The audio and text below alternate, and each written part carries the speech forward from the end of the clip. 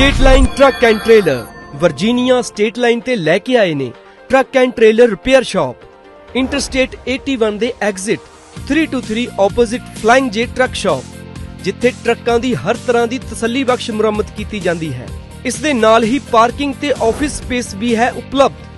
पूरी रात हफ्तावार या महीनावार पार्किंग अते ट्रक रिपेयर लई जरूर आओ। वधेरे जानकारी लई संपर्क करो 6812600050।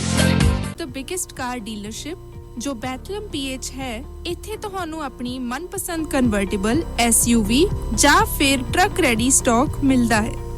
ਇਹ ਤੁਹਾਨੂੰ ਤੁਹਾਡੀ ਆਪਣੀ ਮਾਂ ਬੋਲੀ ਪੰਜਾਬੀ ਵਿੱਚ ਕਾਰ ਚੂਜ਼ ਕਰਨ 'ਚ ਮਦਦ ਕਰਦੇ ਨੇ। ਤੁਸੀਂ ਕਾਲ ਕਰ ਸਕਦੇ ਹੋ ਦਿਲਬਾਗ ਜਿੰਮੀ ਨੂੰ 6105704200 ਜਾਂ 4848988100 ਤੇ ਜਾਂ ਇਹਨਾਂ ਦੇ business Star Auto Mall 3439 Bath Pike Bethlehem PA ਦੇ ਵਿੱਚ ਵਿਜ਼ਿਟ ਕਰ ਸਕਦੇ ਹੋ। Bad credit no problem. Trucking वाले वीरो ध्यान नाल सुनो। ट्रक जिद्दां दा भी चलाउने हो, मैनुअल या ऑटोमैटिक, क्विक ट्रक ल्यूब चेते आही ना रखियो। ट्रक दी बढ़िया सर्विस लई क्विक ट्रक ल्यूब लो जी तीजी लोकेशन भी खोल दिया, exit 579 from highway 401 in Napanee. आहो जी कोई अपॉइंटमेंट नहीं, drive through facility, exit 579 from highway 401 in Napanee. Quick truck lube the one stop shop 5196220660 या quicktrucklube.com। QTL because we care। State line truck and trailer Virginia state line ते लैके आए ने truck and trailer repair shop interstate 81 they exit 323 opposite flying J truck shop जिथे ट्रकों की हर तरह की तसल्ली बख्श मुरम्मत की जाती है। इस दे नाल ही पार्किंग ते ऑफिस स्पेस भी है उपलब्ध। पूरी रात हफ्तावार या महीनावार पार्किंग अते ट्रक रिपेयर लई जरूर आओ। वधेरे जानकारी लई संपर्क करो 6812600050। भैन जी ब्याह ਲਈ ਕੱਪੜਿਆਂ ਦੀ ਤੇ ਸ਼ਾਪਿੰਗ ਹੋਗੀ ਲਾਜਵਾਬ, ਪਰ ਜੁਐਲਰੀ ਕਿੱਥੋਂ ਲੈਣੀ ਹੈ? ਫਿਕਰ ਨਾ ਕਰੋ, ਜਿੱਥੇ ਲੋਕ ਸੂਟ ਦੇਖਦੇ ਰਹਿ ਜਾਣਗੇ ਉੱਥੇ ਗਹਿਣੇ ਦੇ ਡਿਜ਼ਾਈਨ ਦੀ ਵੀ ਤਾਰੀਫ ਕੀਤੇ ਬਿਨਾਂ ਰਹਿਣਗੇ ਨਹੀਂ, ਕਿਉਂਕਿ AC ਜੁਐਲਰਸ ਕੈਂਟ ਵਾਲਿਆਂ ਦੇ ਕੋਲ ਹੈ 22 ਕੈਰਟ ਦੇ ਸੋਨੇ ਦੇ ਗਹਿਣੇ, ਔਰਤਾਂ ਮਰਦਾਂ ਬੱਚਿਆਂ ਦੇ ਵੰਨ-ਸਵੰਨੇ ਗਹਿਣਿਆਂ ਦੀ ਬੇਸ਼ੁਮਾਰ ਤੇ ਲੇਟੈਸਟ ਵੈਰਾਈਟੀ। ਇਹਨਾਂ ਦੇ ਸ਼ੋਰੂਮ 'ਚ ਸੋਨੇ ਚਾਂਦੀ ਹੀਰਿਆਂ ਦੇ ਗਹਿਣੇ ਭਰੇ ਰਹਿੰਦੇ ਨੇ, ਜਿੱਥੇ ਹੈ kundan set, jadau set, polki set, ਹੀਰੇ ਜੜੇ set, light weight necklace, chain, ਕੜੇ, ਚੂੜੀਆਂ, ਨਗਾਂ ਵਾਲੀਆਂ ਸੋਹਣੀਆਂ ਮੁੰਦਰੀਆਂ, ਝੁਮਕੇ ਵਾਲੀਆਂ ਤੇ ਹੋਰ ਬਥੇਰਾ ਕੁਝ।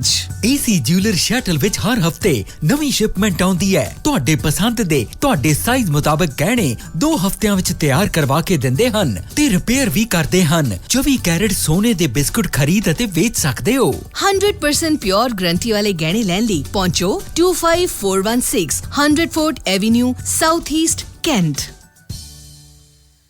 ਓਏ ਮੇਰੇ ਵੀਰ, ਮੈਨੂੰ ਬਸ ਇੱਕ ਗੱਲ ਦੱਸ ਦੇ ਵੀ ਆ ਜਿਹੜੀ ਤੂੰ ਟਰੈਵਲਿੰਗ ਕਰਦਾ ਤੇ ਉਹਦੇ ਤੋਂ ਬਾਅਦ ਫਰੈਸ਼ ਰਹਿਣਾ, ਇਹਦਾ ਰਾਜ਼ ਕੀ ਹੈ? ਇਹਦਾ ਰਾਜ਼ ਹੈ Arlington fuel stop. Arlington fuel stop 1801 pioneer street highway exit 208 ਤੇ, ਜਿੱਥੇ ਤੁਹਾਨੂੰ ਫ੍ਰੀ ਕਾਫੀ, free fax service, free truck parking, ਰੋਟੀ, ਠੇਕਾ, ਲਾਂਡਰੀ, ਸ਼ਾਵਰ ਤੇ ਟਰੱਕਾਂ ਦਾ ਹੋਰ ਵੀ ਸਾਮਾਨ ਆਸਾਨੀ ਨਾਲ ਮਿਲੇਗਾ। ਹੁਣੇ ਕਾਲ ਕਰੋ 360 652 6066 ਯਾਨੀ 3606526066। ਇਹ 2 ਲੋਕੇਸ਼ਨਾਂ ਤੋਂ ਸੇਵਾਵਾਂ ਪ੍ਰਦਾਨ ਕਰਦੇ ਨੇ। Second location Lost Hill travel center 14814 ਐਲੋਮ street, Lost Hills. Phone number 661 797 2354। So program Shamadan ਦੇ ਵਿੱਚ ਇੱਕ ਵਾਰ ਫਿਰ ਤੁਹਾਡਾ ਸਾਥ ਮੰਨਦੇ ਹਾਂ ਜੀ, ਤੇ ਮੇਰੇ ਨਾਲ ਨੇ ਸਰਦਾਰ ਬਖਤੌਰ ਸਿੰਘ ਢਿੱਲੋਂ। ਢਿੱਲੋਂ ਸਾਹਿਬ ਸਤਿ ਸ਼੍ਰੀ ਅਕਾਲ। ਸਤਿ ਸ੍ਰੀ ਅਕਾਲ ਜੀ। ਢਿੱਲੋਂ ਸਾਹਿਬ ਗੱਲਬਾਤ ਮੋਰਬੀ ਦੀ ਵੀ ਕਰਾਂਗੇ ਤੇ ਗੱਲ ਕਾਂਗਰਸ ਦੇ ਉਸ ਬਿਆਨ ਦੀ ਵੀ ਕਰਾਂਗੇ ਜਿਹੜਾ ਉਹਨਾਂ ਨੇ ਦਿੱਤਾ ਹੈ ਜੀ ਨਰਿੰਦਰ ਮੋਦੀ ਬਾਰੇ। ਪਰ ਸਭ ਤੋਂ ਪਹਿਲਾਂ ਆਪਾਂ ਗੱਲ ਕਰਦੇ ਹਾਂ ਪੰਜਾਬ ਦੇ DGP ਯਾਨੀ ਕਿ ਪੰਜਾਬ ਪੁਲਿਸ ਮੁਖੀ ਵੱਲੋਂ ਜਿਹੜਾ ਅੰਮ੍ਰਿਤਪਾਲ ਨੂੰ ਇੱਕ ਸਲਾਹ ਦਿੱਤੀ ਹੈ, ਸੰਦੇਸ਼ ਦਿੱਤਾ ਹੈ। ਕੀ ਹੈ ਉਹ ਸਲਾਹ, ਕਹੀਏ ਮਸ਼ਵਰਾ ਹੈ, ਮੈਸੇਜ ਹੈ, ਕੀ ਚੀਜ਼ ਨੂੰ ਕਹੋਗੇ ਤੁਸੀਂ? ਦਾਨੇਵਾਲੀਆ ਸਾਹਿਬ ਗੱਲ ਇਹ ਹੈ ਕਿ ਜਦੋਂ ਬੰਦਾ ਪ੍ਰੈਸ ਵਾਲਿਆਂ ਦੇ ਸਾਹਮਣੇ ਆ ਜਾਏ ਤੇ ਪ੍ਰੈਸ ਵਾਲੇ ਸਵਾਲ ਪੁੱਛ ਲੈਣ ਤੇ ਬੋਲਣਾ ਜ਼ਰੂਰ ਪੈਂਦਾ ਹੈ।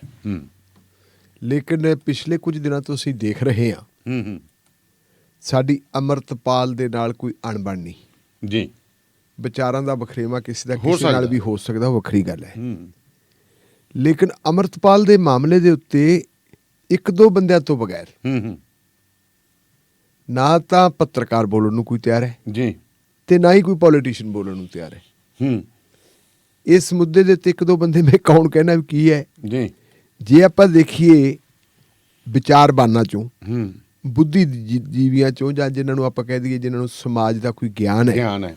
ਜਾਂ ਜਿਨ੍ਹਾਂ ਦੀ ਕੋਈ ਆਪਣੀ ਓਪੀਨੀਅਨ ਹੈ, ਕੋਈ ਉਹ ਰਾਏ ਰੱਖਦੇ ਹੈ, ਹੂੰ ਉਹਨਾਂ ਦੇ ਵਿੱਚੋਂ ਇੱਕ ਹੈ ਮਾਲਵਿੰਦਰ ਸਿੰਘ ਮਾਲੀ। ਹੂੰ ਮਾਲੀ ਆਪਣੇ ਮਤਭੇਦਾਂ ਦਾ ਪ੍ਰਗਟਾਵਾ ਬਹੁਤ ਧੜੱਲੇ ਨਾਲ ਕਰਦਾ ਹੈ, ਭੁੱਲੇ ਨਾਲ ਖੁੱਲ੍ਹ ਕੇ ਕਰਦਾ ਹੈ, ਔਰ ਮਾਲੀ ਨੂੰ ਧਮਕੀਆਂ ਵੀ ਮਿਲਦੀਆਂ। ਹੂੰ ਧਮਕੀਆਂ ਦੇ ਬਾਵਜੂਦ ਉਹ ਟਸ ਤੋਂ ਮਸ ਨਹੀਂ ਹੋ ਰਿਹਾ। ਜਿਹੜੀ ਉਹਦੀ ਵਿਚਾਰਧਾਰਕ ਉਹਦਾ ਪੈਂਤੜਾ ਉਹਦੇ ਤੇ ਬਰਕਰਾਰ ਹੈ। ਜੀ ਜੇ ਆਪਾਂ ਦੇਖੀਏ ਸਿਆਸਤਦਾਨਾਂ ਦੇ ਵਿੱਚੋਂ, ਹੂੰ ਤਾਂ ਸਿਆਸਤਦਾਨਾਂ ਦੇ ਵਿੱਚੋਂ ਮੈਨੂੰ ਇੱਕੋ ਹੀ ਬੰਦਾ ਜਾਪਿਆ ਹੈ, ਜੀ ਉਹਦਾ ਨਾਂ ਹੈ ਰਾਜਾ ਵੜਿੰਗ। ਜੀ ਰਾਜਾ ਵੜਿੰਗ ਵੀ ਬੋਲਿਆ ਕੱਲ। ਹੂੰ ਰਾਜੇ ਵੜਿੰਗ ਨੇ ਕੱਲ ਇੱਕ ਗੱਲ ਕਹੀ ਹੈ ਹੂੰ ਕਿ ਅੰਮ੍ਰਿਤਪਾਲ ਜੀ ਅੰਮ੍ਰਿਤ ਪ੍ਰਚਾਰ ਕਰਨ, ਹੂੰ ਧਰਮ ਦਾ ਪ੍ਰਚਾਰ ਕਰਨ, ਹੂੰ ਅਸੀਂ ਉਹਨਾਂ ਦੀ ਹਮਾਇਤ ਕਰਾਂਗੇ। ਜੀ ਅਸੀਂ ਵੀ ਇਸ ਗੱਲ ਦੇ ਹੱਕ 'ਚ ਹਾਂ ਹੂੰ ਕਿ ਲੋਕ ਜਿਹੜੇ ਹੈਗੇ ਆ ਨੌਜਵਾਨ ਨਸ਼ਾ ਕਰਦੇ ਹੈ, ਨਸ਼ਿਆਂ ਤੋਂ ਉਹਨਾਂ ਦਾ ਛੁਟਕਾਰਾ ਕਰਵਾਇਆ ਜਾਵੇ। ਜੀ ਔਰ ਜਦੋਂ ਬੰਦੇ ਨੂੰ ਧਰਮ ਦੀ ਪਹੁਲ ਚੜ੍ਹਦੀ ਹੈ, ਹੂੰ ਧਰਮ ਦੇ ਪ੍ਰਚਾਰ ਤੋਂ ਬੰਦਾ ਪ੍ਰਭਾਵਿਤ ਹੁੰਦਾ, ਉਸ ਵੇਲੇ ਬੰਦਾ ਸਾਰੀਆਂ ਅਲਾਮਤਾਂ, ਸਾਰੀਆਂ ਬਿਮਾਰੀਆਂ ਤੋਂ ਛੁਟਕਾਰਾ ਪਾ ਲੈਂਦਾ। ਬਿਲਕੁਲ। ਔਰ ਦਾਨੇਲੀਆ ਸਾਹਿਬ, ਨਸ਼ਿਆਂ ਬਾਰੇ ਆਪਾਂ ਜਾਣਦੇ ਹਾਂ ਕਿ ਨਸ਼ਿਆਂ ਦੇ ਜਿੰਨੇ ਮਰਜ਼ੀ ਹੈ ਤੁਸੀਂ ਲੋਕਾਂ ਦੇ ਵੱਡੇ ਤੋਂ ਵੱਡੇ ਹਸਪਤਾਲਾਂ 'ਚ ਇਲਾਜ ਕਰਾ ਲਓ,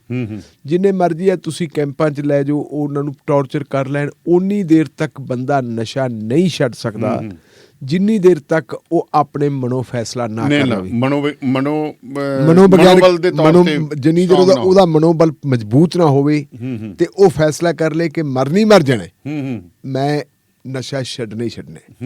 ਅੱਜ ਸਵੇਰੇ ਮੈਨੂੰ ਅਮਰੀਕਾ ਦੇ ਵਿੱਚੋਂ ਇੱਕ ਸੱਜਣ ਦਾ ਫੋਨ ਆਇਆ, ਉਹਨੇ ਵੀ ਮੈਨੂੰ ਇਹੀ ਸਵਾਲ ਕੀਤੀ। ਉਹ ਕਹਿੰਦਾ ਮੇਰਾ ਕੋਈ ਮਿੱਤਰ ਹੈ ਜੀ, ਉਹਦਾ ਭਰਾ ਨਸ਼ੇ ਵਾਲੇ ਚੱਕਰ ਦੇ ਵਿੱਚ ਪਿਆ ਹੋਇਆ ਹੈ ਔਰ ਬਿਲਕੁਲ ਉਹ ਮੌਤ ਦੇ ਕਗਾਰ ਤੇ ਪਹੁੰਚ ਗਿਆ ਜੀ।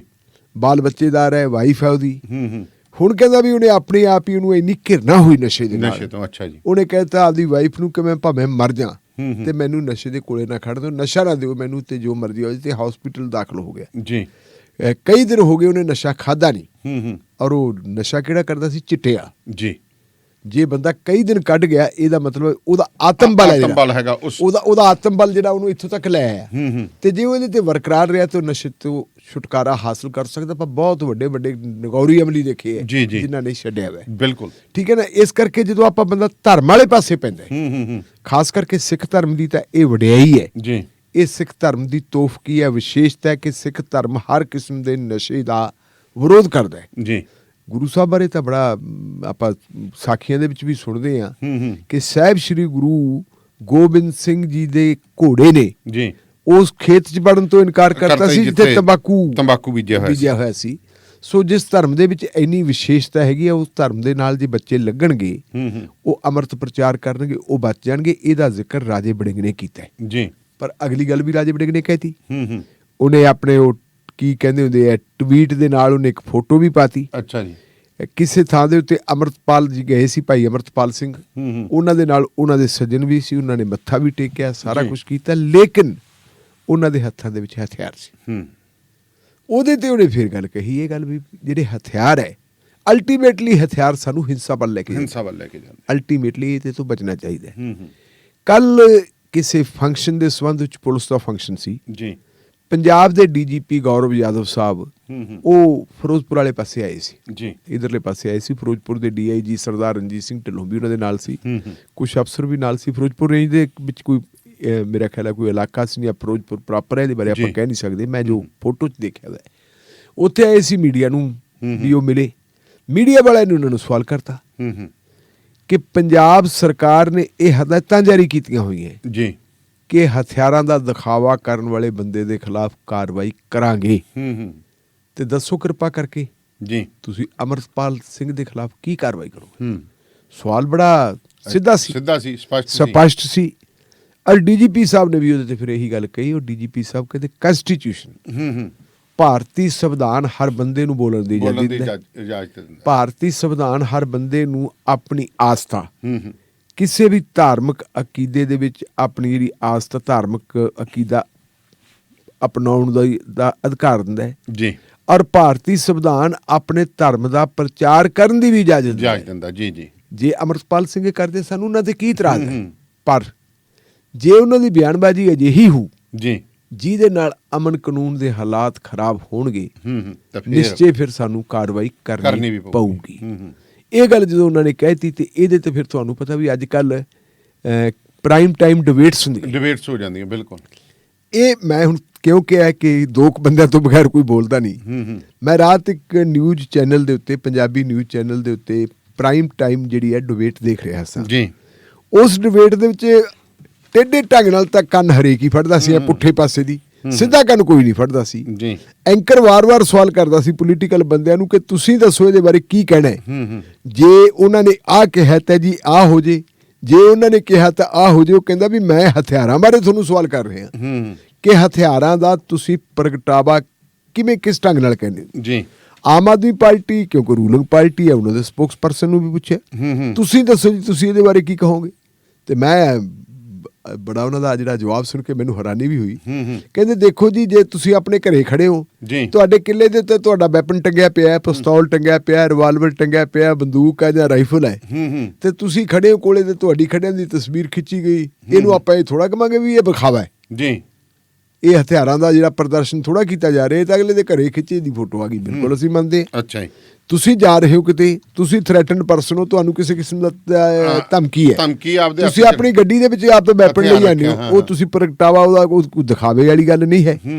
ਪਰ ਸਵਾਲ ਤਾਂ ਇਹ ਹੈ ਕਿ ਜਿੱਥੇ ਸ਼ਰੇਆਮ ਵੈਪਨ ਚੱਲਦੇ ਜੀ, ਉੱਥੇ ਤੁਹਾਡੀ ਅਪਰੋਚ ਕੀ ਹੈ। ਕਿਸੇ ਨੇ ਇਹਦੇ ਉੱਤੇ ਖਾਸ ਕਰਕੇ ਭਾਈ ਅਮਰਤਪਾਲ ਸਿੰਘ ਦੇ ਮੁੱਦੇ ਦੇ ਉੱਤੇ ਕਿਸੇ ਨੇ ਕੋਈ ਸਪਸ਼ਟ ਸਟੈਂਡ ਨਹੀਂ ਲਿਆ। ਉਹਦਾ ਕਾਰਨ ਕੀ ਹੈ ਜੀ? ਇਹਦਾ ਕਾਰਨ ਇਹ ਹੈ ਕਿ ਰਾਜਨੀਤਿਕ ਤੌਰ ਦੇ ਉੱਤੇ ਕੋਈ ਵੀ ਕਲੀਅਰ ਨਹੀਂ, ਔਰ ਕੋਈ ਵੀ ਪੋਲੀਟੀਕਲ ਪਾਰਟੀ, ਕੋਈ ਵੀ ਧਿਰ ਉਨੀ ਦੇਰ ਐਡਵਾਂਸ ਨਹੀਂ ਕਰਦੀ ਜਿੰਨੀ ਦੇਰ ਤੱਕ ਉਹਦੀ ਕੋਈ ਵਿਚਾਰਧਾਰਾ ਨਾ ਹੋਵੇ ਤੇ ਉਹ ਆਪਣੀ ਵਿਚਾਰਧਾਰਾ ਦਾ ਕੋਈ ਪ੍ਰਗਟਾਵਾ ਨਾ ਕਰਦੀ ਹੋਵੇ। ਮੇਰਾ ਖਿਆਲ ਹੈ ਵੀ ਡੀਜੀਪੀ ਸਾਹਿਬ ਨੂੰ ਜਿਹੜਾ ਸਵਾਲ ਕੀਤਾ, ਡੀਜੀਪੀ ਸਾਹਿਬ ਵੀ ਉਦੋਂ ਬੋਲੇ ਜੀ। ਵੈਸੇ ਤੁਸੀਂ ਦੇਖਿਆ ਹੋਣਾ ਪਿਛਲੇ ਦਿਨਾਂ ਦੇ ਵਿੱਚ ਸੁਪਰੀਮ ਕੋਰਟ ਦੀ ਇੱਕ ਬੜੀ ਮਹੱਤਵਪੂਰਨ ਜੱਜਮੈਂਟ ਆਈ ਹੈ, ਉਹ ਸੀ ਹੇਟ ਸਪੀਚ। ਬਿਲਕੁਲ, ਜਿਹੜੀ ਉਹ ਮਹੱਤਵਪੂਰਨ ਜੱਜਮੈਂਟ ਆਈ ਹੈ ਉਹਦੇ ਤੇ ਉਹਨਾਂ ਨੇ ਕਿਹਾ ਕਿ ਕਿੰਨੇ ਲੋਕਾਂ ਨੇ ਪਿਛਲੇ ਸਮੇਂ 'ਚ ਖਾਸ ਕਰਕੇ ਐਮਪੀਜ਼, ਐਮਐਲਏ ਜਿਹੜੇ ਲੋਕ ਪ੍ਰਤੀਨਿਧ ਹੈ, ਲੋਕ ਪ੍ਰਤੀਨਿਧਾਂ ਨੇ ਪਿਛਲੇ ਦਿਨਾਂ ਦੇ ਵਿੱਚ ਜਿਹੜੀਆਂ ਗੱਲਾਂ ਕਹੀਆਂ, ਉਹਨਾਂ ਦੇ ਮੂੰਹਾਂ ਦੇ ਵਿੱਚੋਂ ਅੱਗ ਨਿਕਲਦੀ ਸੀ। ਹੇਟ ਸਪੀਚ ਸੀ, ਨਫ਼ਰਤੀ ਭਾਸ਼ਣ ਸੀ, ਨਫ਼ਰਤੀ ਗੱਲਾਂ ਬਾਤਾਂ ਸੀ, ਔਰ ਨਫ਼ਰਤੀ ਗੱਲਾਂ ਬਾਤਾਂ ਦੇ ਨਾਲ ਮੁਲਕ ਦਾ ਅਮਨ ਕਾਨੂੰਨ ਦਾ ਮਾਹੌਲ ਹੈ ਜਿਹੜਾ ਉਹ ਖਰਾਬ ਹੁੰਦਾ। ਇਹਦੇ ਤੇ ਕਾਰਵਾਈ ਕਰਨੀ ਚਾਹੀਦੀ ਹੈ। ਹੁਣ ਤੁਸੀਂ ਦੇਖੋ ਧਰਮ ਸੰਸਥਾ ਜੁੜਦੀ ਹੈ, ਕਹਿੰਦੇ ਜੀ ਧਰਮ ਸੰਸਥਾ ਹੈ, ਨਾ ਧਰਮ ਦਾ, ਲੇਕਿਨ ਉੱਥੇ ਜਿਹੜੇ ਭਾਸ਼ਣ ਹੁੰਦੇ ਆ ਕਿ ਮਨੁੱਖਤਾ ਦਾ ਘਾਣ ਕਰਨ ਵਾਲੇ। ਪਰ ਕੋਈ ਵੀ ਧਰਮ, ਤੁਸੀਂ ਕੁਰਾਨ ਪੜ੍ਹ ਲਓ, ਤੁਸੀਂ ਬਾਈਬਲ ਪੜ੍ਹ ਲਓ, ਸਾਹਿਬ ਸ੍ਰੀ ਗੁਰੂ ਗ੍ਰੰਥ ਸਾਹਿਬ ਪੜ੍ਹ ਲਓ, ਤੁਸੀਂ ਭਗਵਤ ਗੀਤਾ ਪੜ੍ਹ ਲਓ, ਕੋਈ ਵੀ ਧਾਰਮਿਕ ਗ੍ਰੰਥ ਜਿਹੜਾ ਹੈਗਾ ਉਹ ਮਨੁੱਖਤਾ ਦਾ ਘਾਣ ਕਰਨ ਦੀ ਇਜਾਜ਼ਤ ਨਹੀਂ ਦਿੰਦਾ। ਉਹ ਮਨੁੱਖਤਾ ਨੂੰ ਪ੍ਰਮੁੱਖਤਾ ਦਿੰਦਾ ਹੈ। ਪਰ ਤੁਸੀਂ ਕਹੋਗੇ ਕਿ ਜਿਹੜੇ ਸਾਡੇ ਉੱਥੇ ਸਾਧੂ ਸੰਤ ਇਕੱਠੇ ਹੁੰਦੇ ਆ, ਸਾਧੂ ਸੰਤ ਫਿਰ ਜਿਹੜੇ ਇੱਕ ਫਿਰਕੇ ਨੂੰ ਆਦਾ ਟਾਰਗੇਟ ਕਰਦੇ ਕਿ ਜੇ ਅਸੀਂ ਆਹ ਨਹੀਂ ਰਹਿਣ ਦੇਣਾ, ਇੰਨੇ ਵਿਆਹ ਕਰਾਉਂਦੇ ਜੀ ਫਲਾਣੇ, ਇਹ ਕੀ ਹੈ? ਇਹਦੇ ਤੇ ਵੱਡੇ ਜਿਹੜੇ ਸੂਬੇ ਹੈ ਜਿੱਥੇ ਕਹਿੰਦੇ ਜੀ ਬੜੀ ਸਾਡੀਆਂ ਡਿਸਪਲਿਨਡ ਸਰਕਾਰਾਂ, ਅਸੀਂ ਤਾਂ ਖਾੜਕੂਵਾਦ ਦਾ ਵੀ ਖਾਤਮਾ ਕਰ ਦਿੱਤਾ, ਅਸੀਂ ਗੈਂਗਸਟਰਾਂ ਦਾ ਵੀ ਖਾਤਮਾ ਕਰ ਦਿੱਤਾ, ਅਸੀਂ ਹਿੰਸਾ ਖਤਮ ਕਰਤੀ, ਉੱਥੇ ਇਹਨਾਂ ਮਾਮਲਿਆਂ ਦੇ ਉੱਤੇ ਕਦੇ ਕੇਸ ਰਜਿਸਟਰ ਨਹੀਂ ਹੁੰਦੇ। ਔਰ ਇਹਦੇ ਨਾਲ ਹੀ ਕੁਝ ਕੁ ਥਾਵਾਂ ਤੇ ਇਹੋ ਜਿਹਾ ਕੁਛ ਵੀ ਹੋਇਆ ਜਿੱਥੇ ਜੇ ਕੋਈ ਘੱਟ ਗਿਣਤੀ ਭਾਈਚਾਰੇ ਦੇ ਬੰਦੇ ਨੇ ਗੁਨਾਹ ਕਰ ਲਿਆ, ਉਹਨੂੰ ਜੇ ਸਜ਼ਾ ਮਿਲਣੀ ਹੈ ਤਾਂ ਕਾਨੂੰਨ ਦੇ ਮੁਤਾਬਕ ਮਿਲਣੀ ਹੈ। ਬਿਲਕੁਲ। ਪਰ ਕਾਨੂੰਨ ਦੇ ਮੁਤਾਬਕ ਇੱਕ ਨਵੀਂ ਕਾਰਵਾਈ ਕਰਤੀ, ਬਲਡੋਜ਼ਰ ਕਰ ਦਿਓ, ਚਲਾ ਦਿਓ ਜੀ, ਅਗਲੇ ਦਾ ਘਰ ਢਾ ਦਿਓ। ਕਿਹੜਾ ਕਾਨੂੰਨ ਹੈ ਜਿਹੜਾ ਪੁਲਿਸ ਨੂੰ ਇਹ ਇਜਾਜ਼ਤ ਦਿੰਦਾ ਕਿ ਉਹਦਾ ਘਰ ਢਾ ਦਿਓ? ਢਾਈ ਜਾਂਦੇ ਆ। ਔਰ ਇਹਦੇ ਤੇ ਮੇਰੇ ਖਿਆਲ ਮੁਤਾਬਕ ਸ਼ਾਇਦ ਗੁਹਾਟੀ, ਅਸਾਮ ਦੀ ਰਾਜਧਾਨੀ ਗੁਹਾਟੀ ਹੈ, ਗੁਹਾਟੀ ਦੇ ਜਿਹੜੀ ਹਾਈ ਕੋਰਟ ਦੇ ਇੱਕ ਜੱਜ ਸਾਹਿਬ ਦੀ ਟਿੱਪਣੀ ਆਈ ਹੈ। ਅੱਛਾ ਜੀ। ਉਹ ਕਹਿੰਦਾ ਵੀ ਕੀ ਬਕਵਾਸ ਹੈ, ਕਿਉਂ ਇਹ ਕਰਦੇ, ਇਹਨਾਂ ਦੇ ਖਿਲਾਫ ਕਾਰਵਾਈ ਕਰਨੀ ਚਾਹੀਦੀ ਹੈ। ਔਰ ਮਾਨਯੋਗ ਸੁਪਰੀਮ ਕੋਰਟ ਨੇ ਜਿਹੜੀ ਗੱਲ ਕਹੀ, ਉਹਨਾਂ ਨੇ ਕਿਹਾ ਕਿ ਜਿੱਥੇ ਹੇਟ ਸਪੀਚ ਆ ਗਈ, ਹੇਟ ਸਪੀਚ ਦਾ ਮਤਲਬ ਇਹ ਨਹੀਂ ਕਿ ਤੁਹਾਨੂੰ ਕੋਈ ਆ ਕੇ ਅਰਜੀ ਦੇਊਗਾ ਨਾ, ਇਹਦਾ ਸੂਮੋਟੋ ਨੋਟਿਸ ਲੈਣਾ। ਅਖਬਾਰ ਦੇ ਵਿੱਚ ਆ ਗਿਆ, ਸੋਸ਼ਲ ਮੀਡੀਆ ਤੇ ਆ ਗਿਆ, ਪ੍ਰਿੰਟ ਜਾਂ ਇਲੈਕਟ੍ਰੋਨਿਕ ਮੀਡੀਆ ਤੇ ਕਿਤੇ ਵੀ ਆ ਗਿਆ, ਇਹਦਾ ਸੂਮੋਟੋ ਨੋਟਿਸ ਲਵੇ ਔਰ ਇਹਦੇ ਤੇ ਕਾਰਵਾਈ ਕਰਨੀ ਚਾਹੀਦੀ। ਪੁਲਿਸ ਨੂੰ ਇਹ ਪੁਲਿਸ ਦੀ ਜ਼ਿੰਮੇਵਾਰੀ ਬਣਦੀ ਹੈ, ਉਹਨਾਂ ਦੀ ਇਹ ਡਿਊਟੀ ਹੈ, ਉਹ ਉਹਨਾਂ ਨੂੰ ਆਪਣਾ ਫਰਜ਼ ਦੀ ਅਦਾਇਗੀ ਕਰਨੀ ਚਾਹੀਦੀ ਹੈ। ਸੋ ਹੁਣ ਇਹ ਗੱਲ ਹੈ ਕਿ ਜਦੋਂ ਕੋਈ ਸਵਾਲ ਪੁੱਛ ਲਿਆ ਜੀ, ਉਹ ਐਸਾ ਨਹੀਂ ਜੀ ਐ ਨਾ ਜੀ ਕਰੋ ਜੀ, ਇਹ ਟੇਢੇ ਜਿਹੇ ਢੰਗ ਨਾਲ ਕੰਨ ਫੜਨਾ, ਸਪਸ਼ਟ ਕਲੀਅਰ ਸਟੈਂਡ ਕਰੋ ਕਿ ਆਹ ਗੱਲ ਗਲਤ ਹੈ, ਆਹ ਗੱਲ ਠੀਕ ਹੈ। ਜੇ ਭਾਈ ਅਮਰਤਪਾਲ ਸਿੰਘ ਦੇ ਕੋਲੇ ਉਹਦੇ ਹੱਥ ਦੇ ਵਿੱਚ ਵੈਪਨ ਹੈ ਤੇ ਉਹ ਵੈਪਨ ਕਿਸੇ ਨੂੰ ਕੋਈ ਤੰਗ ਨਹੀਂ ਕਰਦਾ, ਤੇ ਫਿਰ ਸਾਨੂੰ ਤੇ ਇਤਰਾਜ਼ ਕੀ ਹੈ? ਕਹਿ ਦਿਓ ਵੀ ਸਾਨੂੰ ਕੋਈ ਇਤਰਾਜ਼ ਨਹੀਂ। ਤੇ ਜੇ ਤੁਹਾਨੂੰ ਇਤਰਾਜ਼ ਆ ਫਿਰ ਇਹ ਕੀ ਆ ਜੀ, ਜੇ ਉਹਨੇ ਆ ਕੀਤਾ ਤੇ ਜੇ ਉਹਨੇ ਆ ਕੀਤਾ ਕਰਾਇਆ, ਇਹਦੇ ਤੇ ਕਲੈਰਿਟੀ। ਜੇ ਦਾ ਤਾਂ ਵਿਆਹ ਹੀ ਨਹੀਂ ਹੁੰਦਾ ਜੀ, ਜੇ ਦਾ ਵਿਆਹ ਨਹੀਂ ਹੁੰਦਾ, ਬਸ ਇੱਥੇ ਗੱਲ ਮੁਕਾ ਦਿੱਤੀ ਤੁਸੀਂ। ਬਿਲਕੁਲ ਬਿਲਕੁਲ ਬਿਲਕੁਲ ਜੇ ਦਾ ਵਿਆਹ ਨਹੀਂ ਹੁੰਦਾ। ਸੋ ਪ੍ਰੋਗਰਾਮ ਸ਼ਮਾਦਾਨ ਦੇ ਵਿੱਚ ਇਸ ਵਕਤ ਤੁਸੀਂ ਰੇਡੀਓ ਪੰਜਾਬ ਟੁਡੇ ਦੇ ਬਠਿੰਡਾ ਸਟੂਡੀਓ ਤੋਂ ਸਾਡੇ ਨਾਲ ਜੁੜੇ ਹੋਏ ਹੋ, ਤੇ ਇਹ ਗੱਲਬਾਤ ਤੁਹਾਨੂੰ ਕਿਸ ਤਰ੍ਹਾਂ ਲੱਗੀ ਤੁਸੀਂ ਫੇਸਬੁੱਕ ਪੇਜ ਅਤੇ YouTube ਚੈਨਲ ਦੇ ਉੱਤੇ ਕਮੈਂਟ ਜ਼ਰੂਰ ਕਰਨਾ।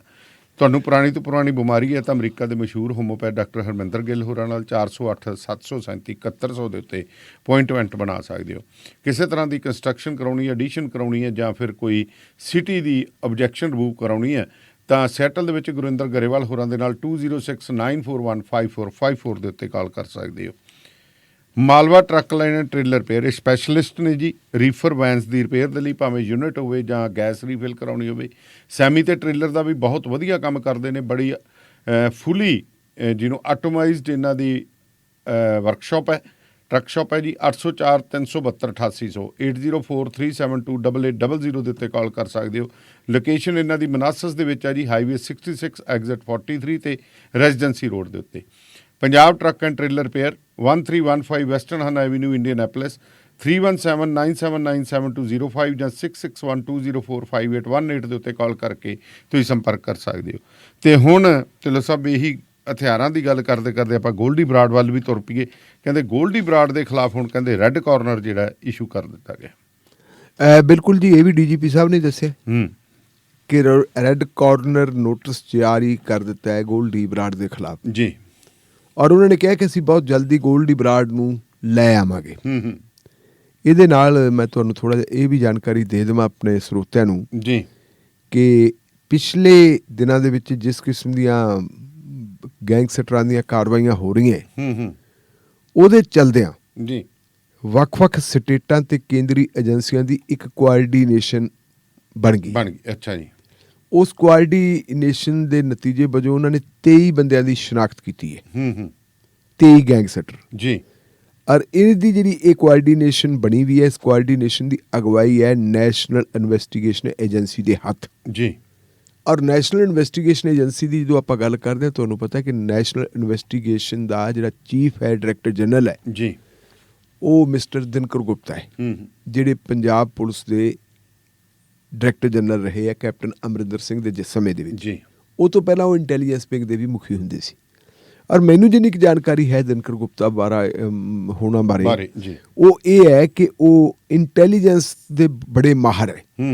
ਤੁਸੀਂ ਦੇਖਿਆ ਹੋਣਾ ਕਿ ਜਦੋਂ ਪੰਜਾਬ ਦੇ ਵਿੱਚ ਗੈਂਗਸਟਰਾਂ ਵਾਲਾ ਸਿਲਸਿਲਾ ਸ਼ੁਰੂ ਹੋਇਆ ਸੀ ਕੈਪਟਨ ਦੀ ਸਰਕਾਰ ਵੇਲੇ ਜੀ, ਉਦੋਂ ਜੋ ਇਨਪੁਟਸ ਉਹਨੇ ਪ੍ਰੋਵਾਈਡ ਕੀਤੀਆਂ ਸੀ ਦਿਨਕਰ ਗੁਪਤੇ ਨੇ, ਉਹਦੇ ਆਧਾਰ ਦੇ ਉੱਤੇ ਕੈਪਟਨ ਅਮਰਿੰਦਰ ਸਿੰਘ ਨੇ ਸਪਸ਼ਟ ਲਫ਼ਜ਼ਾਂ ਦੇ ਵਿੱਚ ਗੈਂਗਸਟਰਾਂ ਨੂੰ ਕਿਹਾ ਸੀ ਜੀ ਕਿ 15 ਦਿਨਾਂ ਦੇ ਵਿੱਚ ਵਿੱਚ ਭਾਈ ਤੁਸੀਂ ਆਤਮ ਸਮਰਪਣ ਕਰ ਦਿਓ ਜਾਂ ਸਰੈਂਡਰ ਕਰ ਦਿਓ, ਤੇ ਨਹੀਂ ਫਿਰ ਤੁਹਾਡੇ ਨਾਲ ਸਖਤੀ ਹੋਊਗੀ। ਤੇ ਫਿਰ ਸਖਤੀ ਹੋਣੀ ਹੈ।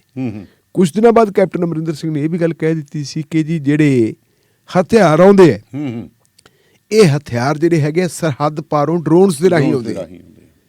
ਔਰ ਇਹ ਗੱਲ ਜਿਹੜੀ ਹੈ ਕੋਈ ਮੁੱਖ ਮੰਤਰੀ ਚਾਹੇ ਭਗਵੰਤ ਮਾਨ ਹੋਵੇ, ਕੈਪਟਨ ਅਮਰਿੰਦਰ ਸਿੰਘ ਹੋਵੇ, ਸੁਖਬੀਰ ਸਿੰਘ ਹੋਵੇ ਜਾਂ ਕੋਈ ਵੀ ਹੋਵੇ ਜੀ, ਉਹ ਆਪਣੇ ਪੱਧਰ ਤੇ ਨਹੀਂ ਕਰ ਸਕਦਾ। ਉਹਨਾਂ ਨੂੰ ਕੋਈ ਆਪਾਂ ਜਿਵੇਂ ਕਹਿੰਦੇ ਉਹਨੂੰ ਇਨਪੁਟਸ ਨੂੰ ਏਜੰਸੀਆਂ ਉਹਨੂੰ ਪੁਲਿਸ ਹੀ ਦਿੰਦੀ ਹੈ। ਉਹ ਇਨਪੁਟਸ ਵੀ ਜਿਹੜੀਆਂ ਉਹਨਾਂ ਨੂੰ ਮਿਲੀਆਂ ਹੋਈਆਂ ਸੀ ਤੇ ਮੇਰੇ ਖਿਆਲ ਮੁਤਾਬਕ ਉਹਦੇ 'ਚ ਦਿਨਕਰ ਗੁਪਤਾ ਸਾਹਿਬ ਦਾ ਵੱਡਾ ਯੋਗਦਾਨ ਸੀ ਜੀ। ਪਰ ਅੱਜ ਦੀ ਸਥਿਤੀ ਦੇ ਵਿੱਚ ਆਪਾਂ ਦੇਖੀਏ ਹਥਿਆਰ ਉਵੇਂ ਆਉਂਦੇ। ਹੁਣ ਜੋ ਦਿਨਕਰ ਗੁਪਤਾ ਦੇ ਸੁਕਸੈਸਰ ਸੀ, ਉਹ ਤੋਂ ਬਾਅਦ ਜਿਹੜੇ DGP ਆਏ, ਚਾਹੇ ਭਾਵਰਾ ਸਾਹਿਬ ਸੀ, ਚਾਹੇ ਹੁਣ ਵਾਲੇ ਗੌਰਵ ਯਾਦਵ ਸਾਹਿਬ ਹੈ, ਇਹ ਵੀ ਉਹੀ ਗੱਲ ਕਹਿੰਦੇ ਜੀ ਉੱਥੋਂ ਆਓ। ਮੈਂ ਇੱਕ ਨਵੀਂ ਗੱਲ ਦੇਖੀ ਕੱਲ, ਗੌਰਵ ਯਾਦਵ ਸਾਹਿਬ ਨੇ ਇੱਕ ਹੋਰ ਗੱਲ ਕਹੀ। ਅੱਛਾ ਜੀ। ਕਿ ਜਿਸ ਆਪਣੀ ਤੁਹਾਡੀ BSF ਦਾ ਆਪਾਂ ਵਿਰੋਧ ਕਰਦੇ ਸੀ ਕਿ 25 ਕਿਲੋਮੀਟਰ ਦਾ ਏਰੀਆ, 50 ਕਿਲੋਮੀਟਰ ਦਾ ਏਰੀਆ ਕਿਉਂ ਦਿੱਤਾ, ਆਮ ਆਦਮੀ ਪਾਰਟੀ ਵਾਲੇ ਵੀ ਵਿਰੋਧ ਕਰਦੇ ਸੀ। ਹਾਂਜੀ। ਤੇ ਹੁਣ DGP ਸਾਹਿਬ ਨੇ ਕਿਹਾ ਕਿ ਕੋਆਰਡੀਨੇਸ਼ਨ ਬੜੀ ਸ਼ਾਨਦਾਰ ਹੈ। ਅੱਛਾ ਜੀ। DGP ਜਿਹੜੀ BSF ਨੂੰ ਜਿਹੜਾ ਇੰਨਾ ਮਿਲ ਗਿਆ, ਮਤਲਬ ਜਿਹੜਾ ਏਰੀਆ ਮਿਲ ਗਿਆ, ਉਹਦਾ ਕਰਕੇ ਅਸੀਂ ਤਾਂ ਬਹੁਤ ਵਧੀਆ ਤਰੀਕੇ ਨਾਲ ਪੰਜਾਬ ਪੁਲਿਸ ਤੇ ਉਹ ਮਿਲ ਕੇ ਆਪਸ ਵਿੱਚ ਇੱਕ ਦੂਜੇ ਨਾਲ ਕੋਆਰਡੀਨੇਟ ਕਰਕੇ ਅਸੀਂ ਗੈਂਗਸਟਰਾਂ ਨੂੰ ਕਾਬੂ ਕਰਨ ਦੀ ਕੋਸ਼ਿਸ਼ ਕਰਦੇ। 23 ਬੰਦੇ ਹੁਣ ਇਹਨਾਂ ਨੇ ਸ਼ਨਾਖਤ ਕੀਤੇ ਵੀ ਹੈ। ਇੱਕ ਹੁਣ ਇਹਦੇ ਨਾਲ ਜਿਹੜੀ ਅਗਲੀ ਗੱਲ ਹੁੰਦੀ ਹੈ, ਉਹ ਅਗਲੀ ਗੱਲ ਹੁੰਦੀ ਹੈ ਗੋਲਡੀ ਬਰਾੜ ਵਾਲੀ। DGP ਉਹਨਾਂ ਨੇ ਕਿਹਾ ਕਿ ਅਸੀਂ ਗੋਲਡੀ ਬਰਾੜ ਦਾ ਪਤਾ ਲਾ ਲਿਆ ਜੀ। ਇੱਥੋਂ ਪਹਿਲਾਂ ਗਿਆ ਸੀ ਕੈਨੇਡਾ ਦੇ ਵਿੱਚ, ਔਰ ਕੈਨੇਡਾ ਦੇ ਵਿੱਚ ਉਹਨੂੰ ਕੋਈ ਖਤਰਾ ਪੰਪਿਆ ਜੀ। ਸ਼ਾਇਦ ਉਹਨੂੰ ਮਹਿਸੂਸ ਹੋ ਗਿਆ ਵੀ ਕਿ ਜਿਹੜਾ ਦੂਜਾ ਉਹਦਾ ਵਿਰੋਧੀ ਗਰੁੱਪ ਹੈ, ਜਿਹਨੂੰ ਆਪਾਂ ਬੰਬੀਹਾ ਗਰੁੱਪ ਕਹਿ ਦਿੰਦੇ ਹਾਂ ਜੀ, ਬੰਬੀਹਾ ਗਰੁੱਪ ਦੇ ਕੁਝ ਲੋਕ ਉੱਥੇ ਹੋਣ, ਉਹਨੂੰ ਕੋਈ ਲਾਈਫ ਥ੍ਰੈਟ ਹੋਵੇ, ਤੇ ਉਹ ਕਹਿੰਦੇ ਵੀ ਉੱਥੋਂ ਨਿਕਲ ਕੇ ਅਮਰੀਕਾ ਚਲੇ ਗਏ। ਅੱਛਾ। ਇਸ ਵੇਲੇ ਕਹਿੰਦੇ ਨਾਰਥ ਅਮਰੀਕਾ ਦੇ ਵਿੱਚ ਉਹ ਇੱਕ ਥਾਂ ਤੇ ਹੈ ਜੀ, ਤੇ ਅਸੀਂ ਉਹਨਾਂ ਦੀ ਜਿਹੜੀ ਲੋਕੇਸ਼ਨ ਦਾ ਪ੍ਰੋਪਰ ਪਤਾ ਕਰ ਲਿਆ ਜੀ ਕਿ ਉਹ ਕਿਸ ਥਾਂ ਦੇ ਉੱਤੇ ਬੈਠੇ ਹੈ। ਗੋਲਡੀ ਬਰਾੜ ਹੋਣੀ ਤੇ ਉਹਨਾਂ ਨੂੰ ਹੁਣ ਕੋਈ ਬਹੁਤਾ ਲੰਬਾ ਸਮਾਂ ਨਹੀਂ, ਤੇ ਇਹਦੇ ਵਾਸਤੇ ਅਸੀਂ ਇੰਟਰਪੋਲ ਦੀ ਮਦਦ ਲੈਣੀ ਲੈ ਲਈ ਮਤਲਬ ਜਿਹੜਾ ਰੈੱਡ ਕਾਰਨਰ ਹੋ ਗਿਆ ਤਾਂ ਇੰਟਰਪੋਲ ਦੀ ਸਹੂਲਤ, ਇੰਟਰਪੋਲ ਦੀ ਉਹਦੇ ਚ ਇਨਵੋਲਵਮੈਂਟ ਆ ਗਈ। ਇੰਟਰਪੋਲ ਦੀ ਇਨਵੋਲਵਮੈਂਟ ਜਿਹੜੀ ਹੈਗੀ ਹੈ ਦਾਨੇਵਾਲ ਸਾਹਿਬ, ਇਹ ਉਦੋਂ ਆਉਂਦੀ ਹੈ ਜਦੋਂ ਤੁਹਾਨੂੰ ਮਤਲਬ ਜਿਹੜੀ ਹੈਗੀ ਤੁਹਾਡੀ ਜਿਹੜੀ ਇੰਟਰਪੋਲ ਦੀ ਬ੍ਰਾਂਚ ਹੈ, ਇੰਡੀਆ ਦੇ ਵਿੱਚ ਇੰਟਰਪੋਲ ਦੀ ਬ੍ਰਾਂਚ ਜਿਹੜੀ ਬ੍ਰਾਂਚ ਹੈ ਉਹ ਸੀਬੀਆਈ ਹੈ, ਉਹ ਸੀਬੀਆਈ ਹੈ। ਸੀਬੀਆਈ ਉਹਨਾਂ ਨਾਲ ਗੱਲ ਕਰਦੀ ਹੈ, ਤਾਲਮੇਲ ਕਰਦੀ ਹੈ, ਉਹਦੇ ਤੇ ਉਹਨਾਂ ਨੂੰ ਰਿਕਾਰਡ ਪੇਸ਼ ਕੀਤਾ ਜਾਂਦਾ, ਰਿਕਾਰਡ ਸਾਰਾ ਦੇਖਿਆ ਜਾਂਦਾ ਜੀ। ਔਰ ਹੁਣ ਸੀਬੀਆਈ ਦੇ ਨਾਲ ਜਿਹੜੀ ਦੂਜੀ ਹੈਗੀ ਇਨਵੈਸਟੀਗੇਟਿੰਗ ਏਜੰਸੀ ਹੈਗੀ NIA ਤਾਂ ਬਣਾਈ ਇਸ ਮਾਮਲੇ ਵਾਸਤੇ ਹੈ ਕਿ ਦੇਸ਼ ਦੇ ਵਿੱਚ ਜਿਹੜੀਆਂ ਵਾਰਦਾਤਾਂ ਹੁੰਦੀਆਂ ਜਿਹਦੇ ਵਿੱਚ ਵਿਦੇਸ਼ੀ ਹੱਥ ਹੋਵੇ ਜੀ ਉਹ ਵੀ ਉਹਨੂੰ ਸਾਰਾ ਕੁਝ ਕੁੱਲ ਮਿਲਾ ਕੇ ਮੇਰੇ ਖਿਆਲ ਮੁਤਾਬਕ ਉਹ ਕੁਝ ਥਾਵਾਂ ਤੇ ਪਹੁੰਚ ਗਏ ਹੈ ਕਿ ਆਪਾਂ ਇਹਨਾਂ ਬੰਦਿਆਂ ਨੂੰ ਜਿਹੜੇ 23 ਬੰਦੇ ਉਹਨਾਂ ਨੇ ਟਾਰਗੇਟ ਕੀਤੇ ਹੈ ਜੀ, ਉਹਨਾਂ 23 ਬੰਦਿਆਂ ਦੇ ਵਿੱਚ ਗੋਲਡੀ ਬਰਾੜ ਦਾ ਨਾਮ ਵੀ ਆਉਂਦਾ ਹੈ ਤੇ ਉਹਦੇ ਵਿੱਚ ਗੁਰਪਤਵੰਤ ਸਿੰਘ ਪੰਨੂ ਦਾ ਨਾਮ ਵੀ ਹੈ ਜੀ। ਇਹ ਲੇਟੈਸਟ ਅੱਜ ਦੀ ਖਬਰੀ ਹੈ ਜਿਹੜੀ ਅਜੇ ਤੱਕ ਮੇਰੇ ਖਿਆਲ ਅਖਬਾਰਾਂ 'ਚ ਕੱਲ੍ਹ ਨੂੰ ਪ੍ਰਕਾਸ਼ਿਤ ਹੋਊਗੀ ਜੀ। ਇਹ ਲੇਟੈਸਟ ਆ ਗਈ ਹੈ। ਇਹਦੇ ਹਿਸਾਬ ਨਾਲ ਹੁਣ ਜੇ DGP ਆਪਣੇ ਆਪ ਆਮ ਤੌਰ ਤੇ ਆਪਾਂ ਜਿਵੇਂ ਦੇਖਦੇ ਕਿ ਪੁਲਿਸ ਕਦੇ ਬੋਲਦੀ ਨਹੀਂ ਹੁੰਦੀ, ਪੁਲਿਸ ਕਹਿੰਦੇ ਹੁੰਦੇ ਕੁਝ ਕਰਕੇ ਦੇਖਾਂਗੇ, ਪਰ ਹੁਣੇ ਬੋਲਣਾ ਕਿਉਂ ਪੈ ਰਿਹਾ? ਵੱਡੀ ਗੱਲ ਇਹ ਹੈ, ਬੋਲਣ ਦਾ ਕਾਰਨ ਇਹ ਹੈ ਕਿ ਜਿਸ ਢੰਗ ਦੇ ਨਾਲ ਸਿੱਧੂ ਮੂਸੇਵਾਲੇ ਦਾ ਕਤਲ ਹੋਇਆ ਜੀ, ਜਿਵੇਂ ਉਹਦੀ ਸਿਕਿਉਰਿਟੀ ਦੇ ਉੱਤੇ ਕੱਟ ਲੱਗੀ, ਜਿਵੇਂ ਉਹਦੀ ਸਿਕਿਉਰਿਟੀ ਦੇ ਉੱਤੇ ਕੱਟ ਲੱਗਣ ਦਾ ਮਾਮਲਾ ਮੀਡੀਆ ਦੇ ਵਿੱਚ ਪ੍ਰਕਾਸ਼ਿਤ ਹੋਇਆ, ਪ੍ਰਸਾਰਿਤ ਹੋਇਆ ਜੀ, ਉਹਦੇ ਨਾਲ ਆਮ ਆਦਮੀ ਪਾਰਟੀ ਨੂੰ ਕਾਫੀ ਜਿਹੜੀ ਹੈਗੀ ਹੈ ਚੱਲਣਾ ਪਿਆ, ਤਕਲੀਫ ਦਾ ਸਾਹਮਣਾ ਕਰਨਾ, ਨਮੋਸ਼ੀ ਝੱਲਣੀ ਪਈ। ਤੁਸੀਂ ਦੇਖੋ ਕਿ ਸਰਦਾਰ ਭਗਵੰਤ ਸਿੰਘ ਮਾਨ ਨੇ ਉਚੇਚੇ ਤੌਰ ਦੇ ਉੱਤੇ ਇਹ ਐਲਾਨ ਕੀਤਾ ਸੀ ਕਿ ਸਿੱਧੂ ਮੂਸੇਵਾਲੇ ਦੇ ਕਤਲ ਦੀ ਅਸੀਂ ਜੁਡੀਸ਼ੀਅਲ ਜਾਂਚ ਕਰਾਵਾਂਗੇ। ਔਰ ਉਦੋਂ ਕਾਲੀ ਦੇ ਵਿੱਚ chief justice Punjab and Haryana high court ਨੂੰ ਲਿਖ ਵੀ ਦਿੱਤਾ ਸੀ ਕਿ ਜੀ ਸਾਨੂੰ CBI ਆਪਣੀ ਥੋੜੀ ਜੁਡੀਸ਼ੀਅਲ ਜਾਂਚ ਕਰਵਾਉਣ ਵਾਸਤੇ ਇੱਕ ਜੱਜ ਸਾਹਿਬ ਦੀਆਂ ਸੇਵਾਵਾਂ ਪੰਜਾਬ ਸਰਕਾਰ ਦੇ ਹਵਾਲੇ ਕਰੋ।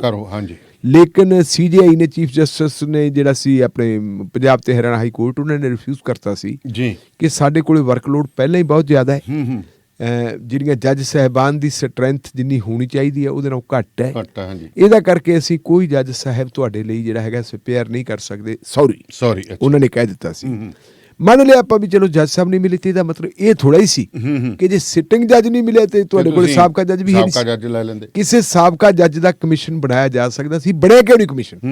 ਕਮਿਸ਼ਨ ਇਸ ਕਰਕੇ ਨਹੀਂ ਬਣਿਆ ਕਿ ਜੇ ਕਮਿਸ਼ਨ ਬਣ ਜਾਂਦਾ ਤੇ ਕਮਿਸ਼ਨ ਦੇ ਸਾਹਮਣੇ ਫਿਰ ਕਮਿਸ਼ਨ ਨੇ ਤਾਂ ਇਸ਼ਤਿਹਾਰ ਦੇਣਾ ਸੀ ਅਖਬਾਰਾਂ 'ਚ ਕਿ ਜਿਹਦੇ ਕੋਲੇ ਜੋ ਗਵਾਹੀਆਂ ਹੈਗੀਆਂ ਦਿਓ, ਜੋ ਸਬੂਤ ਦਿਓ, ਤੇ ਤੁਹਾਡੇ ਵਰਗਿਆਂ ਨੇ ਉਦੋਂ ਜਾ ਕੇ ਖੜੇ ਹੋ ਜਾਣਾ ਸੀ ਕਿ ਜੀ ਉਹ ਬੀਬੀ ਕੌਣ ਸੀ, ਉਹ ਬੀਬੀ ਕੌਣ ਹੈ ਜਿਸ ਬੀਬੀ ਨੇ ਅਖਬਾਰਾਂ ਨੂੰ ਟੈਲੀਫੋਨ ਕੀਤੇ ਸੀ, ਜਿਹਨੇ ਤੁਹਾਡੇ ਜਿਹੜੇ ਹੈਗੇ ਆ TV ਚੈਨਲਾਂ ਨੂੰ ਟੈਲੀਫੋਨ ਕਰਕੇ ਦੱਸਿਆ ਸੀ ਕਿ ਅਸੀਂ ਆ ਕਰਦੇ, ਉਹ ਕੌਣ ਹੈ? ਤੇ ਜਦੋਂ ਬੀਬੀ ਦਾ ਨਾਂ ਆਉਂਦਾ ਤੇ ਫਿਰ ਦਾਨੇਵਾਲ ਸਾਹਿਬ ਉਹ ਸਾਰਾ ਕੁਝ ਹੀ ਆ ਜਾਂਦਾ।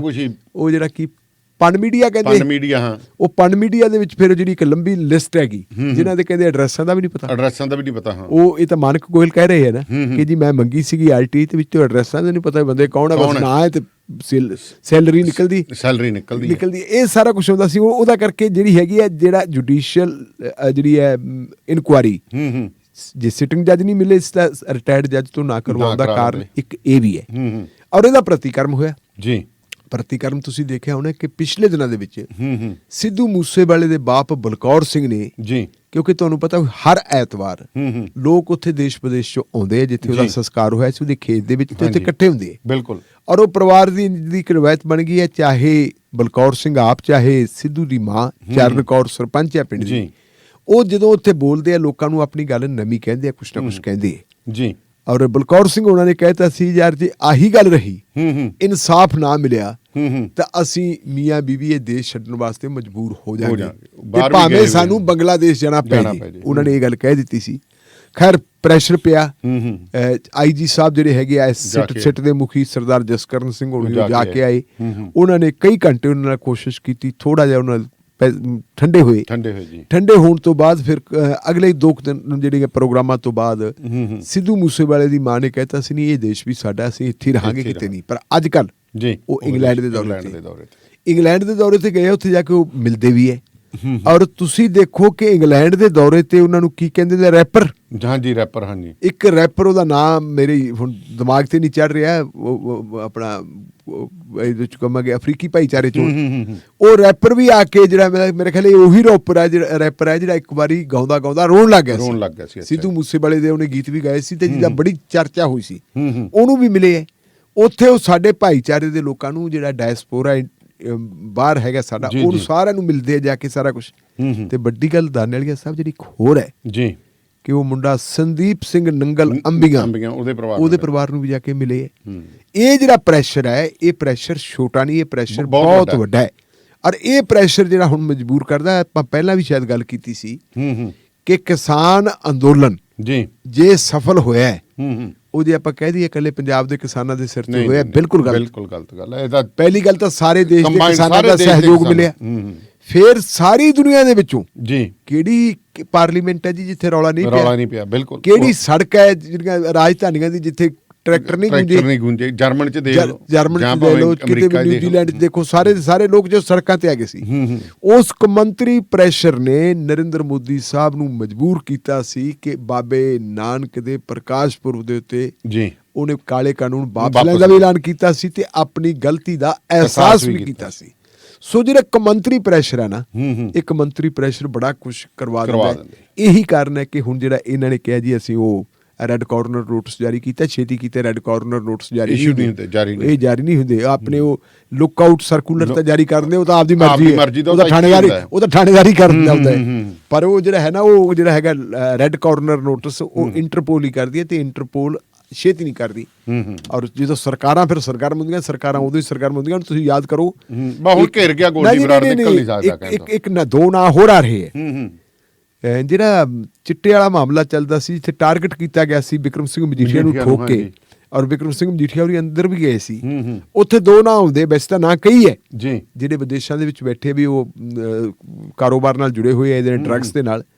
ਪਿੰਦੀ ਤੇ ਸੱਤਾ, ਪਿੰਦੀ ਤੇ ਸੱਤੇ ਨੂੰ ਵਾਪਸ ਲਿਆਉਣ ਵਾਸਤੇ ਕਿੰਨੇ ਸਾਲ ਹੋ ਗਏ ਯਤਨ ਕੀਤੇ ਜਾ ਰਹੇ, ਅਜੇ ਤੱਕ ਉਹਨਾਂ ਦੇ ਉਹ ਨੋਟਿਸ ਜਾਰੀ ਨਹੀਂ ਹੋਏ। ਤੇ ਜੇ ਇਹ ਨੋਟਿਸ ਜਾਰੀ ਹੋਇਆ ਤੇ ਇਹਦਾ ਮਤਲਬ ਹੈ ਕਿ ਸਰਕਾਰ ਦੇ ਜਿਹੜਾ ਹੈਗਾ ਪ੍ਰੈਸਟੀਜ ਦਾ ਇਸ਼ੂ ਬਣ ਗਿਆ, ਔਰ ਭਾਰਤ ਸਰਕਾਰ ਨੇ ਵੀ ਇਹਦੇ ਵਿੱਚ ਜਿਹੜੀ ਇਹਨਾਂ ਦੀ ਸਪੋਰਟ ਕੀਤੀ ਹੈ ਜੀ। ਸੋ ਕਿਸੇ ਤਰ੍ਹਾਂ ਦੇ ਵੀ ਅਕਾਊਂਟਸ ਜਾਂ ਟੈਕਸਿਸ ਤੋਂ ਤੁਸੀਂ ਪਰੇਸ਼ਾਨ ਹੋ, ਅਕਾਊਂਟਸ ਮੇਨਟੇਨ ਨਹੀਂ ਹੁੰਦੇ, ਟੈਕਸਿਸ ਦੇ ਵਿੱਚ ਤੁਹਾਨੂੰ ਸਮਝ ਨਹੀਂ ਆਉਂਦਾ ਕਿਵੇਂ ਭਰਨਾ, ਤਾਂ ਐਕੂਰੇਟ ਅਕਾਊਂਟਸ ਐਂਡ ਟੈਕਸਿਸ ਵਾਲੇ ਮਹਿੰਦਰ ਸਿੰਘ ਸੋਲ ਤੇ ਲੋਕਪਾਲ ਸਿੰਘ ਸੋਲ ਹੋਰਾਂ ਦੇ ਨਾਲ 253520 8886 253 520 8886 ਦੇ ਉੱਤੇ ਸੰਪਰਕ ਕਰ ਸਕਦੇ ਹੋ।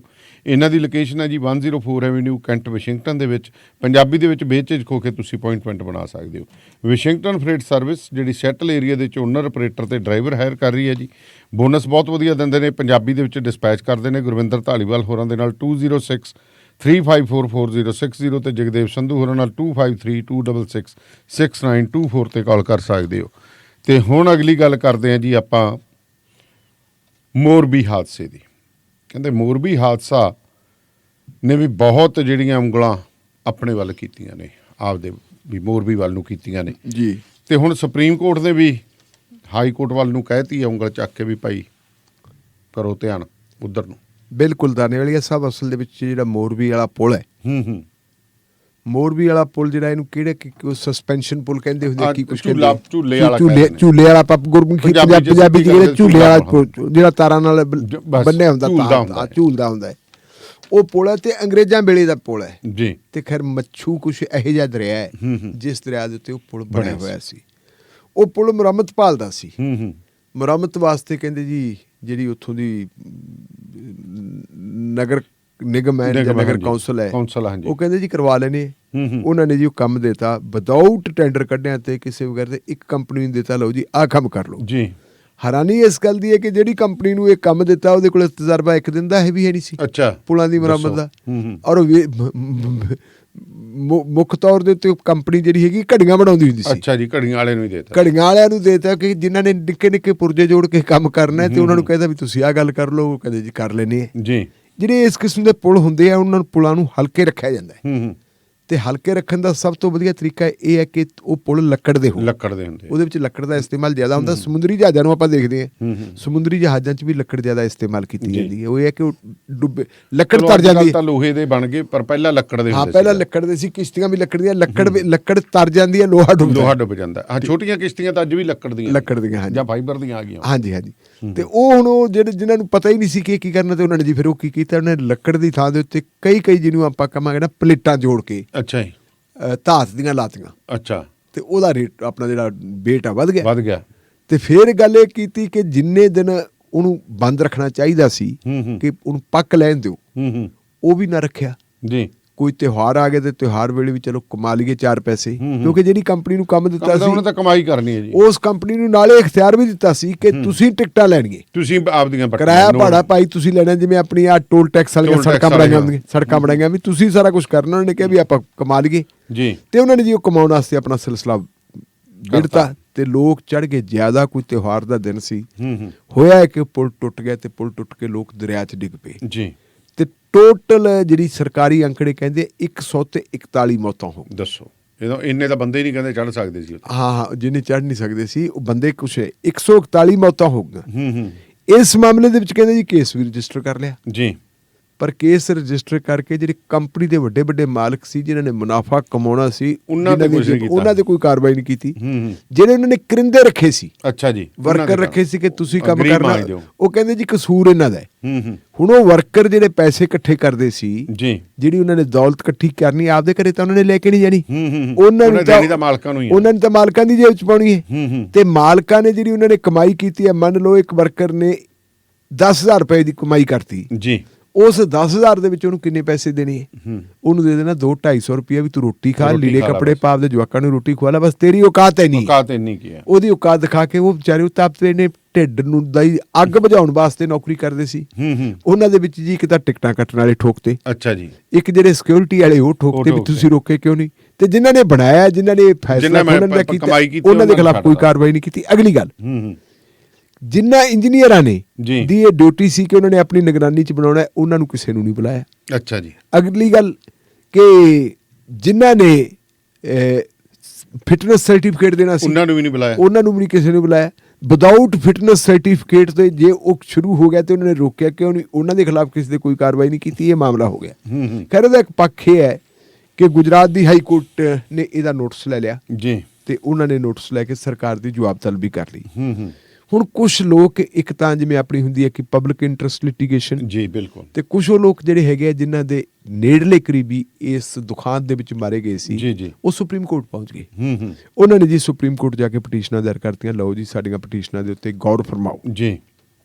ਕੱਲ ਇਹ ਮਾਮਲਾ ਚੀਫ ਜਸਟਿਸ DY ਚੰਦਰਚੂੜ ਉਹਨਾਂ ਦੇ ਬੈਂਚ ਦੇ ਸਾਹਮਣੇ ਆ ਗਿਆ, ਨਾਲ ਉਹਨਾਂ ਦੇ ਮੈਡਮ ਹਿਮਾ ਕੋਹਲੀ ਵੀ ਸੀ। ਉਹਨਾਂ ਦੇ ਜੋ ਸਾਹਮਣੇ ਚਲਾ ਗਿਆ ਵੀ ਲਿਆਓ ਜੀ ਆਪਾਂ ਹੁਣ ਕੀ ਕਰੀਏ ਜੀ। ਉਹਨਾਂ ਨੇ ਕਿਹਾ ਜੀ ਨੁਕਸਾਨ ਬਹੁਤ ਵੱਡਾ ਹੈ, ਤੇ ਇਹ ਜਿਹੜਾ ਹੈਗਾ ਅਪਰਾਧ ਵੀ ਕੋਈ ਛੋਟਾ ਨਹੀਂ, ਬਹੁਤ ਵੱਡਾ ਹੈ ਜੀ। ਪਰ ਉਹਨੇ ਕਹਿਤਾ ਵੀ ਇਸ ਮਾਮਲੇ ਦੀ ਅਸੀਂ ਸੁਣਵਾਈ ਨਹੀਂ ਕਰ ਸਕਦੇ। ਅੱਛਾ ਜੀ। ਸੁਣਵਾਈ ਅਸੀਂ ਇਸ ਲਈ ਨਹੀਂ ਕਰ ਸਕਦੇ ਕਿਉਂਕਿ ਆਲਰੇਡੀ ਇਸ ਮਾਮਲੇ ਦਾ ਨੋਟਿਸ ਜਿਹੜਾ ਹੈ ਉਹ ਗੁਜਰਾਤ ਦੀ ਹਾਈ ਕੋਰਟ ਨੇ ਲਿਆ ਹੋਇਆ ਜੀ। ਪਰ ਨਾਲ ਦੀ ਨਾਲ ਹੀ ਉਹਨਾਂ ਨੇ ਗੁਜਰਾਤ ਹਾਈ ਕੋਰਟ ਦੇ ਚੀਫ ਜਸਟਿਸ ਨੂੰ ਹਦਾਇਤ ਕਰਤੀ ਕਿ ਇਸ ਜਾਂਚ ਦੀ ਨਿਗਰਾਨੀ ਤੁਸੀਂ ਖੁਦ ਕਰਨੀ ਹੈ। ਅੱਛਾ ਜੀ।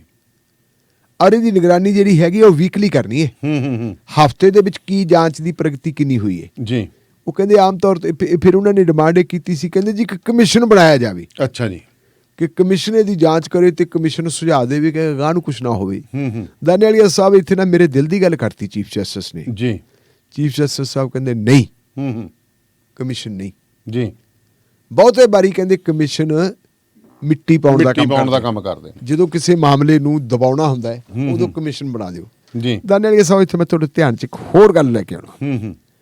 1984 ਦਾ ਸਿੱਖ ਕਤਲੇਆਮ ਕੋਈ ਛੋਟਾ ਨਹੀਂ ਸੀ ਜੀ।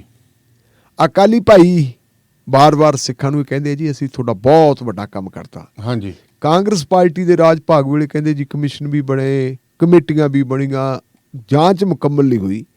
ਸਾਡੀ ਕਹਿੰਦੇ ਫਿਰ ਸਾਂਝ ਪੈ ਗਈ, ਨਰਿੰਦਰ ਮੋਦੀ ਸਾਹਿਬ ਬਣ ਗਏ ਪ੍ਰਧਾਨ ਮੰਤਰੀ, ਅਸੀਂ ਪ੍ਰੈਸ਼ਰ ਪਾਇਆ। ਅੱਛਾ ਜੀ। ਪ੍ਰੈਸ਼ਰ ਪਵਾ ਕੇ ਤੇ ਨਰਿੰਦਰ ਮੋਦੀ ਸਾਹਿਬ ਨੇ ਫਿਰ ਇੱਕ SIT ਬਣਾਤੀ ਸੀ। ਹੁਣ ਲਓ ਜੀ ਉਸ SIT ਦੀ ਰਿਪੋਰਟ ਆ ਗਈ। ਅੱਛਾ ਜੀ। ਉਸ SIT ਦੇ ਮੁਖੀ ਕੌਣ ਸੀ? ਜਸਟਿਸ NS ਢੀਂਗਰਾ, ਅੱਛਾ ਜੀ, ਉਹ ਹਾਈ ਕੋਰਟ ਦੇ ਜੱਜ ਰਹੇ ਜੱਜ ਸੀ। ਰਹੇ, ਹਾਂਜੀ। ਉਹ ਢੀਂਗਰਾ ਸਾਹਿਬ ਬਣਾ ਤੇ ਨਾਲ ਉਹਦੇ ਚ ਆਪਣੇ ਪੰਜਾਬ ਪੁਲਿਸ ਦੇ ਇੱਕ DGP ਰਿਟਾਇਰ ਹੋਏ ਆ RS ਗਿੱਲ, ਹਾਂਜੀ, ਉਹਨਾਂ ਨੂੰ ਪੁਰਾਣੇ। ਪਤਾ। ਹੂੰ। ਗਿੱਲ ਸਾਹਿਬ ਨੂੰ ਪਤਾ ਸੀ ਇਸ ਗੱਲ ਦਾ। ਗਿੱਲ ਸਾਹਿਬ ਨੇ ਤਾਂ ਪਹਿਲੇ ਦਿਨ ਹੀ ਫਤਿਹ ਬੁਲਾਤੀ ਸੀ ਜੀ, ਮੈਂ ਸਮਰੱਥ ਨਹੀਂ, ਕਿਉਂਕਿ ਗਿੱਲ ਸਾਹਿਬ ਆਪਣੀ ਧੁਨ ਦੇ ਪੱਕੇ ਵੀ ਜੇ ਮੈਂ ਜਿਹੜੀ ਗੱਲ ਕਰਤੀ ਸਾਡੀ ਫਿਰ ਕਿਸੇ ਨੇ ਉਹ ਪੰਗਾ ਖੜਾ ਹੋ ਮੰਨਣੀ, ਜਾਊ। ਪ੍ਰੈਸ਼ਰ ਬਿਲਡ ਹੋਊਗਾ ਤੇ ਆਪਾਂ ਨੂੰ ਵੀ ਨਾ ਅੰਨਾ ਨਿਉਂਦੋ ਤੇ ਨਾ ਦੋ ਜਣੇ ਆਉਣ, ਮੈਨੂੰ ਤਾਂ ਜੀ ਤੁਸੀਂ ਮਾਫ ਕਰੋ। ਜੀ। 3 ਮੈਂਬਰੀ ਕਮਿਸ਼ਨ ਦੀ ਬਜਾਏ 2 ਰਹਿ ਗਏ, ਇੱਕ ਤਾਂ ਢੀਂਗਰਾ ਸਾਹਿਬ ਆਪ ਰਹਿ ਗਏ ਤੇ ਇੱਕ ਨਾਲ ਕੋਈ ਹੋਰ ਹੋ ਗਿਆ। ਉਸ ਵੇਲੇ ਦੇ ਜੀ ਉਹ ਲੱਗੇ ਪਏ ਆ ਪੜਤਾਲ ਕਰਨ ਵਾਸਤੇ, ਉਹਨਾਂ ਨੂੰ ਸਾਰਾ ਕੁਝ ਪੜਤਾਲਾਂ ਕਰ ਲੀਆਂ ਤੇ ਉਹਨਾਂ ਨੇ ਆਪਣੀ ਰਿਪੋਰਟ ਸੌਂਪਤੀ। ਅੱਛਾ ਜੀ। ਉਹ ਰਿਪੋਰਟ ਨੂੰ ਕਿਸੇ ਨੇ ਹਵਾ ਨਹੀਂ ਲੱਗਣ ਦਿੱਤੀ। ਓਕੇ। ਹੁਣ ਉਹ ਮਾਮਲਾ ਚਲਾ ਗਿਆ ਸੁਪਰੀਮ ਕੋਰਟ 'ਚ। ਅੱਛਾ ਤੇ ਜੀ। ਸੁਪਰੀਮ ਕੋਰਟ ਦੇ ਵਿੱਚ ਉਹ ਰਿਪੋਰਟ ਖੁੱਲ ਗਈ, ਹੂੰ। ਕਿਉਂਕਿ ਫੂਲਕਾ ਸਾਹਿਬ ਪੈਰਵੀ ਕਰਦੇ ਹੈ। ਜੀ। ਜਦੋਂ ਉੱਥੇ ਖੁੱਲੀ ਤੇ ਲਿਖਿਆ ਕੀ ਹੈ ਉਹਨਾਂ ਨੇ ਆਪਣੀ ਰਿਪੋਰਟ ਦੇ ਵਿੱਚ, ਉਹ ਕਹਿੰਦੇ ਉਸ ਵੇਲੇ ਦੇ ਸਿਆਸਤਦਾਨਾਂ ਨੇ, ਜੀ, ਉਸ ਵੇਲੇ ਦੀ ਲਾਲ ਫੀਤਾ ਸ਼ਾਹੀ ਨੇ, ਉਸ ਵੇਲੇ ਦੇ ਪੁਲਿਸ ਅਧਿਕਾਰੀਆਂ ਤੇ ਕਰਮਚਾਰੀਆਂ ਨੇ, ਜੀ, ਸਾਰਿਆਂ ਦੇ ਗੱਠਜੋੜ ਨੇ ਤੇ ਅਪਰਾਧੀਆਂ ਦੇ ਗੱਠਜੋੜ ਨੇ ਮਿਲ ਕੇ ਇੰਨਾ ਬੇੜਾ ਗਰਕ ਕਰਤਾ ਕਿ ਅਸੀਂ ਜਿੰਨਾ ਕੁ ਜਿਹੜਾ ਕੁਝ ਇਕੱਠਾ ਕੀਤਾ ਇਸ ਦੇ ਨਾਲ ਕਿਸੇ ਬੰਦੇ ਦੀ 751 ਦੀ ਪੱਕੀ ਜ਼ਮਾਨਤ ਵੀ ਨਹੀਂ ਹੋ ਸਕਦੀ। ਦੱਸੋ। ਸਬੂਤ ਸਾਰੇ ਖਤਮ ਕਰਤੇ। ਅੱਛਾ। ਸਾਰੇ ਸਬੂਤ ਹੀ ਖਤਮ ਕਰਤੇ। ਕਹਿੰਦਾ ਇਹਦੇ ਚ ਹੋਊਗਾ ਕੀ ਮਤਲਬ ਹੈ ਕਿ ਸਾਡੇ ਹੱਥ ਖੜੇ ਹੈ ਤੇ ਸਾਰਾ ਕੁਝ ਕਲੋਜ਼ ਕਰ ਦਿਓ। ਹੁਣ ਇਹ ਉਸ SIT ਦਾ ਹਸ਼ਰ ਹੋਇਆ। ਜਿਹੜੀ ਚੀਫ ਜਸਟਿਸ ਸਾਹਿਬ ਨੇ ਗੱਲ ਕਹੀ ਹੈ ਨਾ ਵੀ ਕਮਿਸ਼ਨ ਜਿਹੜੇ ਹੈ ਉਹ ਕਮਿਸ਼ਨ ਇਹਨਾਂ ਮਾਮਲਿਆਂ ਨੂੰ ਜਿਹੜੇ ਆ ਇਹਨਾਂ ਦੇ ਉੱਤੇ ਮਿੱਟੀ ਪਾ ਦਿੰਦੇ ਆ। ਇਹ ਕਮਿਸ਼ਨਾਂ ਦੀ ਕੋਈ ਲੋੜ ਨਹੀਂ ਤੇ ਨਿਗਰਾਨੀ ਹਾਈ ਕੋਰਟ ਆਪ ਕਰੇ। ਮੈਂ ਇੱਥੇ ਤੁਹਾਡੇ ਧਿਆਨ 'ਚ ਇੱਕ ਲਿਆਉਣਾ, ਹੁਣ ਕਿਸਾਨ ਇਸ ਵੇਲੇ ਐਜੀਟੇਸ਼ਨ ਦੇ ਉੱਤੇ ਹੈ। ਤੁਹਾਡੇ ਯਾਦ ਹੋਣਾ ਹੈ ਕਿ ਜੋ ਕੁਝ ਉੱਥੇ ਹੋਇਆ ਸੀ ਲਖੀਮਪੁਰ ਖੀਰੀ। ਹਾਂਜੀ। ਲਖੀਮਪੁਰ ਖੀਰੀ ਦੇ ਵਿੱਚ ਜੇ ਯੂਪੀ ਪੁਲਿਸ ਦੇ ਕੋਲੇ ਕੱਲੀਆਂ ਪਾਵਰਾਂ ਹੁੰਦੀਆਂ ਜੀ ਤੇ ਕਦੇ ਵੀ ਅਜੇ ਮਿਸ਼ਰਾ ਟੈਨੀ ਦੇ ਮੁੰਡੇ ਦਾ ਚਲਾਨ ਨਹੀਂ ਸੀ ਹੁੰਦਾ। ਬਿਲਕੁਲ। ਉਹ ਵੀ ਅਦਾਲਤਾਂ ਨੇ ਜਿਹਨਾਂ ਨਿਗਰਾਨੀ ਕੀਤੀ, ਸੁਪਰੀਮ ਕੋਰਟ ਨੇ ਉਸ ਵੇਲੇ ਇੱਕ ਰਿਟਾਇਰਡ ਪੰਜਾਬ ਤੇ ਹਰਿਆਣਾ ਹਾਈ ਕੋਰਟ ਦੇ ਰਿਟਾਇਰਡ ਜੱਜ ਨੂੰ ਨਿਗਰਾਨ ਨਿਯੁਕਤ ਕਰ ਸੀ। ਜੀ ਜੀ। ਉਹਨਾਂ ਨੇ ਜਿਹੜਾ ਸਾਰਾ ਕੁਝ ਕੀਤਾ ਤੇ ਤਾਂ ਜਾ ਕੇ ਹੋਈ ਹੈ, ਉਹਨੂੰ ਜ਼ਮਾਨਤ ਵੀ ਮਿਲ ਗਈ ਸੀ। ਔਰ ਉਸ ਜ਼ਮਾਨਤ ਦੇ ਖਿਲਾਫ ਜਿਹੜੀ ਰਿਪੋਰਟ ਉਸ ਜੱਜ ਸਾਹਿਬ ਨੇ ਦਿੱਤੀ ਜੀ, ਉਸ ਰਿਪੋਰਟ ਦੇ ਆਧਾਰ ਦੇ ਉੱਤੇ ਸੁਪਰੀਮ ਕੋਰਟ ਨੇ ਉਹਦੀ ਜ਼ਮਾਨਤ ਰੱਦ ਕੀਤੀ ਸੀ। ਜਦੋਂ ਅਦਾਲਤ ਦੀ ਨਿਗਰਾਨੀ ਆ ਜਾਏ ਬਹੁਤ ਵੱਡੀ ਗੱਲ ਹੁੰਦੀ ਹੈ। ਬਹੁਤ ਵੱਡੀ ਗੱਲ ਹੁੰਦੀ ਹੈ। ਇਸ ਕਰਕੇ ਕਮਿਸ਼ਨਾਂ ਦੇ ਵਿੱਚ ਕੋਈ ਨਹੀਂ। ਖੈਰ ਉਹਨਾਂ ਨੇ ਜਿਹੜੀ ਡਿਮਾਂਡ ਕੀਤੀ ਸੀ ਜੀ ਮੁਆਵਜ਼ਾ ਵਗੈਰਾ ਦਿੱਤਾ ਜਾਵੇ, ਸਾਰਾ ਕੁਝ ਕੀਤਾ ਜਾਵੇ, ਉਹ ਕਹਿੰਦੇ ਠੀਕ ਹੈ, ਤੁਹਾਡੀਆਂ ਗੱਲਾਂ ਤੁਸੀਂ ਏਦਾਂ ਕਰੋ, ਆਹ ਜਿਹੜੀਆਂ ਪਟੀਸ਼ਨਾਂ ਇੱਥੇ ਪਾਈਆਂ ਇਹਨਾਂ ਪਟੀਸ਼ਨਾਂ ਨੂੰ ਦਾ ਅਸੀਂ ਕਰਦੇ ਹਾਂ ਨਿਪਟਾਰਾ, ਤੁਹਾਨੂੰ ਇਜਾਜ਼ਤ ਦਿੰਦੇ ਹਾਂ ਕਿ ਤੁਸੀਂ ਆਪਣੀ ਗੱਲ ਜਾ ਕੇ ਗੁਜਰਾਤ ਹਾਈ ਕੋਰਟ ਦੇ ਵਿੱਚ ਕਹਿ ਦਿਓ। ਨਾਲ ਰਿਲੈਕਸੇਸ਼ਨ ਇਹ ਦੇਤੀ ਕਿ ਜੇ ਗੁਜਰਾਤ ਹਾਈ ਕੋਰਟ 'ਚ ਤੁਹਾਨੂੰ ਕਿਸੇ ਕਿਸਮ ਦੀ ਇਨਸਾਫ ਨਹੀਂ ਮਿਲਦਾ ਤੇ ਫੇਰ ਆ ਜਿਓ ਤੇ ਸਾਡੇ ਕੋਲੇ ਫੇਰ ਆ ਜਿਓ, ਅਸੀਂ ਖੋਲ ਲਾਂਗੇ। ਮੇਰੇ ਖਿਆਲ ਮੁਤਾਬਕ ਜਸਟਿਸ DY ਚੰਦਰਚੂੜ ਨੇ ਬਹੁਤ ਵਧੀਆ ਇਹ ਫੈਸਲਾ ਕੀਤਾ ਹੈ ਤੇ ਇਹਦਾ ਸੁਪਰੀਮ ਕੋਰਟ ਦੀ ਇਹੋ ਜਿਹੀ ਟਿੱਪਣੀ ਆ ਜਾਣੀ ਦਾਨੇ ਵਾਲੀ ਸਭ ਆਪਣੇ ਆਪ ਦੇ ਵਿੱਚ ਇੱਕ ਮੀਲ ਦਾ ਪੱਥਰ ਹੀ ਹੁੰਦੀ ਹੈ ਜੀ। ਤੇ ਉਧਰ ਢਿੱਲੋਂ ਸਾਹਿਬ, ਮੋਦੀ ਸਾਹਿਬ ਕਹਿੰਦੇ ਵੀ ਮੈਨੂੰ ਔਕਾਤ ਦਿਖਾਉਣ ਦੀ ਗੱਲ ਕਰੀ ਜਾ ਰਹੀ ਹੈ। ਕਿਹਨੇ ਕਿਹਾ ਹੈ? ਕੌਣ ਔਕਾਤ ਦਿਖਾ ਰਿਹਾ ਮੋਦੀ ਸਾਹਿਬ? ਦਾਨੇਲੀਆ ਸਾਹਿਬ, ਇਸ ਵੇਲੇ ਗੁਜਰਾਤ ਦੇ ਵਿੱਚ 3 ਧਿਰੀ ਲੜਾਈ ਬਣ ਗਈ। ਪਹਿਲਾਂ ਤਾਂ ਲੱਗਦੀ ਸੀ ਨਾ ਵੀ ਇਕੱਲਾ ਹੀ ਮੈਦਾਨ ਦੇ ਵਿੱਚ ਭਾਰਤੀ ਜਨਤਾ ਪਾਰਟੀ ਵਾਲੇ ਹੈ ਜੀ। ਆਮ ਆਦਮੀ ਪਾਰਟੀ ਨੂੰ B ਟੀਮ ਕਿਹਾ ਜਾਂਦਾ ਸੀ, ਭਾਰਤੀ ਜਨਤਾ ਪਾਰਟੀ ਦੀ ਕਹਿੰਦੇ ਵੀ ਇਹ ਜਿੰਨੀਆਂ ਵੋਟਾਂ ਲੈਣਗੇ ਇਹਦੇ ਨਾਲ ਕਾਂਗਰਸ ਦਾ ਨੁਕਸਾਨ ਹੋਣਾ ਹੈ ਜੀ। ਹੁਣ ਉੱਥੇ ਲੜਾਈ 3 ਧਿਰੀ ਬਣ ਗਈ ਹੈ। ਮੈਂ ਇੱਥੇ ਦੱਸ ਦੇਵਾਂ ਕਿ ਪਿਛਲੀ ਵਾਰੀ ਜੀ BJP ਨੂੰ 99 ਸੀਟਾਂ ਮਿਲੀਆਂ ਸੀ ਤੇ ਕਾਂਗਰਸ ਨੂੰ ਮਿਲ ਗਿਆ ਸੀ 77, ਕੁਛ ਹੋਰ ਮਿਲ ਗਿਆ ਸੀ। ਮੇਰੇ ਖਿਆਲ 182 ਸੀਟਾਂ ਉੱਥੇ ਦੀਆਂ ਜੀ। ਉਸ ਵੇਲੇ ਸਮਝ ਲਓ ਵੀ ਤੁਸੀਂ ਸਰਕਾਰ ਭਾਵੇਂ ਇਹਨਾਂ ਦੀ ਬਣ ਗਈ ਸੀ, ਲੇਕਿਨ ਪਿਛਲੀਆਂ ਸਾਰੀਆਂ ਇਲੈਕਸ਼ਨਾਂ ਦੇ ਮੁਕਾਬਲਤਨ ਕਾਂਗਰਸ ਪਾਰਟੀ ਮਜ਼ਬੂਤ ਹੋਈ ਸੀ ਜੀ ਔਰ BJP ਕਮਜ਼ੋਰ ਹੋਈ ਸੀ। ਤੇ ਜ਼ਿਆਦਾਤਰ ਜਿਹੜੀਆਂ ਸੀਟਾਂ ਮਿਲ ਗਈਆਂ ਸੀ ਉਹ ਸ਼ਹਿਰੀ ਖੇਤਰਾਂ ਤੋਂ ਸੀ ਜੀ ਜੀ। ਸੂਰਤ ਦੀਆਂ ਟੋਟਲ 16 ਸੀਟਾਂ 16 ਦੇ ਵਿੱਚੋਂ 15 ਸੀਟਾਂ ਭਾਰਤੀ ਜਨਤਾ ਪਾਰਟੀ ਨੇ ਜਿੱਤੀਆਂ ਸੀ। ਸਿਰਫ ਇੱਕ ਸੀਟ ਜਿਹੜੀ ਰਿਜ਼ਰਵ ਸੀ ਉਹ ਕਾਂਗਰਸ ਪਾਰਟੀ ਨੇ ਜਿੱਤੀ ਸੀ। ਪਿੰਡਾਂ ਦੇ ਵਿੱਚੋਂ ਕਾਂਗਰਸ ਪਾਰਟੀ ਨੂੰ ਵੋਟਾਂ ਵੱਧ ਮਿਲ ਗਈਆਂ ਸੀ। ਹੁਣ ਇਹ ਲੱਗਦਾ ਸੀ ਕਿ ਕੀ ਹੋਊਗਾ ਜੀ, ਪਰ ਅੱਜ ਮੈਂ ਹੁਣ ਸੂਰਤ ਵਾਲੀਆਂ ਹੀ ਖਬਰਾਂ ਦੇਖ ਕੇ ਹਟਿਆ। ਸੂਰਤ ਦੇ ਵਿੱਚ ਇਸ ਵੇਲੇ ਮੁਕਾਬਲੇ ਦੀ ਟੱਕਰ ਦੇ ਰਹੀ ਹੈ ਆਮ ਆਦਮੀ ਪਾਰਟੀ। ਅੱਛਾ ਜੀ। ਸ਼ਹਿਰ 16 ਸੀਟਾਂ ਦੇ ਵਿੱਚ ਉਹ ਦੇ ਰਹੀ ਹੈ। ਇਹੀ ਕੁਛ ਰਾਜਕੋਟ ਤੇ ਕਈ ਹੋਰਾਂ ਥਾਵਾਂ ਦੇ ਉੱਤੇ ਵੀ ਉਹ ਟੱਕਰ ਦੇ ਰਹੀ ਹੈ। ਉਹ ਸ਼ਹਿਰੀ ਵੋਟਾਂ ਨੂੰ ਜਿਹੜਾ ਕੱਲ ਤੱਕ ਇਹ ਲੱਗਦਾ ਸੀਗਾ ਕਿ ਉਹ ਕਾਂਗਰਸ ਪਾਰਟੀ ਦਾ ਨੁਕਸਾਨ ਕਰੂਗੀ, ਹੁਣ ਲੱਗਦਾ ਜੇ ਸ਼ਹਿਰੀ ਖੇਤਰਾਂ 'ਚ ਉਹ ਵੋਟਾਂ ਲਿਜਾਂਦੀ ਹੈ ਤਾਂ ਇੱਥੇ ਨੁਕਸਾਨ BJP ਦਾ ਵੀ ਹੁੰਦਾ ਹੋਊਗਾ, ਕਾਂਗਰਸ ਦਾ ਵੀ ਤੇ BJP ਦਾ ਵੀ ਹੁੰਦਾ। ਇੱਕ ਇਹ। ਦੂਜੀ ਗੱਲ ਇਹ ਕਿ ਰਾਹੁਲ ਗਾਂਧੀ ਜਿਹੜਾ ਹੁਣ ਤੱਕ ਆਇਆ ਨਹੀਂ ਸੀ ਤੇ ਰਾਹੁਲ ਗਾਂਧੀ ਦੇ ਨਾਂ ਆਉਣ ਦੇ ਉੱਤੇ ਗੋਦੀ ਮੀਡੀਆ ਵਾਲੇ ਕਹਿੰਦੇ ਸੀ ਜੀ ਰਾਹੁਲ ਗਾਂਧੀ ਗਿਆ ਨਹੀਂ, ਇਹ ਤਾਂ ਜੀ ਕਾਂਗਰਸ ਪਾਰਟੀ ਤਾਂ ਭੱਜ ਗਈ ਇਲੈਕਸ਼ਨ 'ਚ। ਤੇ ਮੇਰੇ ਖਿਆਲ ਮੁਤਾਬਕ ਜੇ ਰਾਹੁਲ ਗਾਂਧੀ ਨਹੀਂ ਸੀ ਗਿਆ ਤਾਂ ਚੰਗਾ ਹੀ ਹੋ ਗਿਆ ਜੀ, ਕਿਉਂਕਿ ਜੇ ਰਾਹੁਲ ਗਾਂਧੀ ਜਾਂਦਾ ਤੇ ਰਾਹੁਲ ਗਾਂਧੀ ਦੇ ਉੱਤੇ ਨਰਿੰਦਰ ਮੋਦੀ ਹੋਰਾਂ ਨੇ ਪੂਰੇ ਹਮਲੇ ਕਰਨੇ ਖੜਕਾ ਦੇਣਾ ਹੀ ਕੰਮ। ਉਹ ਗਿਆ ਨਹੀਂ ਸੀ, ਜਿੰਨੀ ਦੇਰ ਤੱਕ ਉਹ ਨਹੀਂ ਗਿਆ ਉਨੀ ਦੇਰ ਤੱਕ ਉਹਨਾਂ ਦੇ ਖਿਲਾਫ ਇੱਕ ਸ਼ਬਦ ਨਹੀਂ ਬੋਲਿਆ। ਤੇ ਕੱਲ ਰਾਹੁਲ ਗਾਂਧੀ ਵੀ ਪਹੁੰਚ ਗਿਆ ਜੀ। ਰਾਹੁਲ ਗਾਂਧੀ ਨੇ ਜੇ ਗੁਜਰਾਤ ਦੇ ਵਿੱਚ ਜਾ ਕੇ ਜਿਹੜੀਆਂ ਕੀਤੀਆਂ ਇੱਕ ਅੱਧੀ ਕੀਤੀ ਹੈ ਰੈਲੀ ਕੀਤੀ ਹੈ, ਉਹ ਰੈਲੀ ਦੇ ਵਿੱਚ ਭਰਮਾ ਇਕੱਠ। ਅੱਛਾ ਜੀ। ਕੇਜਰੀਵਾਲ ਦੇ ਵੀ ਭਰਮੇ ਇਕੱਠ ਹੋ ਰਹੇ ਹੈ, ਭਗਵੰਤ ਮਾਨ ਨੂੰ ਵੀ ਰੋਡ ਸ਼ੋਅ ਦੇ ਉੱਤੇ ਲੋਕਾਂ ਦਾ ਮਤਲਬ ਜਿਹੜਾ ਚੰਗਾ ਰਿਸਪਾਂਸ ਮਿਲ ਰਿਹਾ। ਪਰ ਪ੍ਰਧਾਨ ਮੰਤਰੀ ਸਾਹਿਬ ਨੇ ਜਿਹੜੇ ਥਾਂ ਦੇ ਉੱਤੇ ਜਲਸਾ ਕੀਤਾ ਸੀ ਜੀ, ਉੱਥੇ ਦਾਨੇ ਵਾਲੀਆਂ ਸਭ ਕੁਰਸੀਆਂ ਕਾਫੀ ਸਾਰੀਆਂ ਖਾਲੀ ਸੀ। ਅੱਛਾ, ਪੰਜਾਬ ਵਾਲਾ ਕੰਮ ਹੋ ਗਿਆ। ਪੰਜਾਬ ਵਾਲਾ ਕੰਮ ਹੋ ਗਿਆ ਤੇ ਖਾਲੀ ਕੁਰਸੀਆਂ ਤੋਂ ਬਾਅਦ ਫਿਰ ਵਕਤ ਪੈ ਗਿਆ। ਫਿਰ ਕਹਿੰਦੇ ਜੀ ਪ੍ਰਧਾਨ ਮੰਤਰੀ ਸਾਹਿਬ ਨੇ ਮਤਲਬ ਜਿਹੜੇ ਉੱਥੋਂ ਦੇ ਲੀਡਰ ਹੈ ਤੇ ਉਹਨਾਂ ਨੂੰ ਬੁਲਾ ਕੇ ਤੇ ਫਿਰ ਪੁੱਛਿਆ ਵੀ ਹੋ ਕੀ ਰਿਹਾ ਗੁਜਰਾਤ ਦੇ ਵਿੱਚ। ਇਹ ਤੋਂ ਆਪਾਂ ਅੰਦਾਜ਼ਾ ਲਾ ਸਕਦੇ ਕਿ ਗੁਜਰਾਤ ਵਾਲੀ ਸਥਿਤੀ ਜਾ ਕਿੱਧਰ ਨੂੰ ਰਹੀ ਜੀ। ਜਿੱਤੇ ਹਾਰੇ ਕੌਣੇ ਦਾ ਨਹੀਂ ਆਪਾਂ ਨੂੰ ਪਤਾ, ਵੋਟਾਂ ਕਦੋਂ ਹੋਣੀਆਂ ਅੱਜ ਇਹ ਹੋਣੀਆਂ ਜੀ 2 ਪੜਾਵਾਂ ਦੇ ਵਿੱਚ। ਇੱਕ ਹੋਣੀਆਂ 1 ਦਸੰਬਰ ਨੂੰ ਤੇ ਦੂਜੀਆਂ ਹੋਣੀਆਂ 5 ਦਸੰਬਰ ਨੂੰ ਤੇ 8 ਦਸੰਬਰ ਨੂੰ ਰਿਜ਼ਲਟ ਆਉਣਾ ਜੀ। ਹੁਣ ਕਾਂਗਰਸ ਪਾਰਟੀ ਨੇ ਜਿਹੜਾ ਆਪਣਾ ਮੈਨੀਫੈਸਟੋ ਜਾਰੀ ਕੀਤਾ ਹੈ, ਉਸ ਮੈਨੀਫੈਸਟੋ ਦੇ ਵਿੱਚ ਉਹਨਾਂ ਨੇ ਇੱਕ ਵਾਅਦਾ ਕੀਤਾ ਲੋਕਾਂ ਨਾਲ ਵੀ ਜੇ ਸਾਡੀ ਸਰਕਾਰ ਬਣ ਗਈ ਨਾ, ਜਿਹੜਾ ਇੱਕ ਬਹੁਤ ਵੱਡਾ ਸਟੇਡੀਅਮ ਬਣਿਆ ਹੋਇਆ ਹੈ ਜੀ ਗੁਜਰਾਤ ਦੇ ਵਿੱਚ, ਮੇਰਾ ਖਿਆਲ ਅਹਿਮਦਾਬਾਦ 'ਚ ਹੀ ਬਣਿਆ ਤੇ ਉਹਨੂੰ ਨਾਂ ਦਿੱਤਾ ਨਰਿੰਦਰ ਮੋਦੀ ਦਾ। ਨਰਿੰਦਰ ਮੋਦੀ ਸਟੇਡੀਅਮ ਹੈ ਜੀ। ਕਾਂਗਰਸ ਪਾਰਟੀ ਵਾਲੇ ਕਹਿੰਦੇ ਵੀ ਜੇ ਸਾਡੀ ਸਰਕਾਰ ਬਣ ਗਈ ਨਾ, ਅਸੀਂ ਨਰਿੰਦਰ ਮੋਦੀ ਦਾ ਨਾਂ ਢਾਹ ਕੇ ਇਹ ਨਾਂ ਜਿਹੜਾ ਹੈਗਾ ਸਰਦਾਰ ਪਟੇਲ ਦਾ ਦੇ ਦਿਆਂਗੇ। ਅੱਛਾ ਜੀ। ਇਹ ਸਰਦਾਰ ਪਟੇਲ ਸਟੇਡੀਅਮ ਹੈ। ਇਹਦੇ ਤੇ ਪੱਤਰਕਾਰਾਂ ਨੇ ਮਧੂਸੂਦਨ ਮਿਸਤਰੀ ਇਹਨਾਂ ਦਾ ਇੱਕ ਲੀਡਰ ਹੈ ਜੀ, ਉਹਨੂੰ ਪੁੱਛ ਲਿਆ ਵੀ ਤੁਸੀਂ ਸਮਰੱਥ ਹੈਗੇ ਹੋ, ਇਹ ਕੁਝ ਕਰ ਲਓਗੇ, ਤੁਹਾਡੀ ਸਰਕਾਰ ਬਣ ਜੂਗੀ? ਉਹਦਾ ਬਿਲਕੁਲ ਜੀ, ਅਸੀਂ ਕਰ ਸਕਦੇ ਹਾਂ। ਕਹਿੰਦੇ ਸਰਕਾਰ ਬਣ ਜੂਗੀ। ਉਹ ਕਹਿੰਦਾ ਮੋਦੀ ਨੂੰ ਅਸੀਂ ਉਹਦੀ ਔਕਾਤ ਦਿਖਾ ਦਿਆਂਗੇ ਵੀ ਅਸੀਂ ਕੀ ਹੈ ਜੀ। ਬਸ ਜੀ ਫਿਰ ਹਾਂ ਗੱਲ ਚੱਲ ਪਈ ਤੇ ਉਧਰੋਂ ਰਾਹੁਲ ਗਾਂਧੀ ਵੀ ਪਹੁੰਚ ਗਿਆ ਉੱਥੇ ਤੇ ਫਿਰ ਮੋਦੀ ਸਾਹਿਬ ਨੇ ਹੁਣ ਬੋਲਣਾ ਸ਼ੁਰੂ ਕਰਤਾ ਜੀ।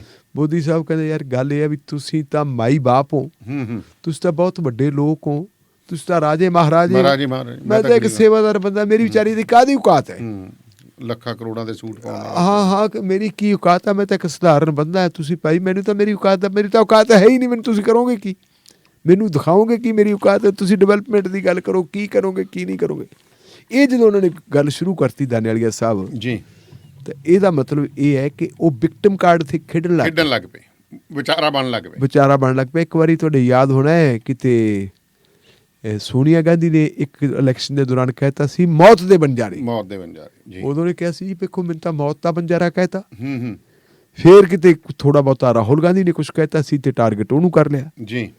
ਉਸ ਤੋਂ ਬਾਅਦ ਇੱਕ ਮਨੀ ਸ਼ੰਕਰ ਆਇਰ ਇਹਨਾਂ ਦੇ ਲੀਡਰ ਹੈ ਕਾਂਗਰਸ ਪਾਰਟੀ ਦੇ, ਉਹਦੇ ਮੂੰਹ ਚੋਂ ਕਿਤੇ ਨਿਕਲ ਗਿਆ ਨੀਚ ਜੀ। ਨੀਚ ਦੋ ਕਿਸਮ ਦੇ ਲੋਕ ਹੁੰਦੇ, ਇੱਕ ਨੀਚੀ ਜਾਤ ਹੁੰਦੀ ਹੈ, ਇੱਕ ਬੰਦਾ ਨੀਚ ਸੋਚਦਾ, ਤੇਰੀਆਂ ਕਰਤੂਤਾਂ ਤੋਂ ਨੀਚ ਹੈ। ਹਾਂ, ਕਰਤੂਤੀ ਨੀਚ ਹੈ। ਉਹਨੇ ਕਿਤੇ ਉਹ ਗੱਲ ਕਹਿਤੀ, ਕਹਿੰਦਾ ਜੀ ਆਹ ਦੇਖੋ ਮੈਨੂੰ ਤਾਂ ਨੀਚ ਕਹਿਤਾ ਜੀ, ਮੈਨੂੰ ਤਾਂ ਆਪਣਾ ਨਾਲੀ ਦਾ ਕੀੜਾ ਕਹਿਤਾ, ਮੈਨੂੰ ਫਲਾਨਾ ਕਹਿਤਾ, ਧਮਕਾ ਕਰਤਾ। ਉਹਨਾਂ ਨੇ ਜੀ ਉਹ ਕੁਛ ਕਰਕੇ ਉੱਥੇ ਵਿਕਟਮ ਕਾਰਡ ਖੇਲਿਆ ਤੇ ਆਪਣੀਆਂ ਮਤਲਬ ਸਰਕਾਰਾਂ ਬਣਾਉਂਦੇ।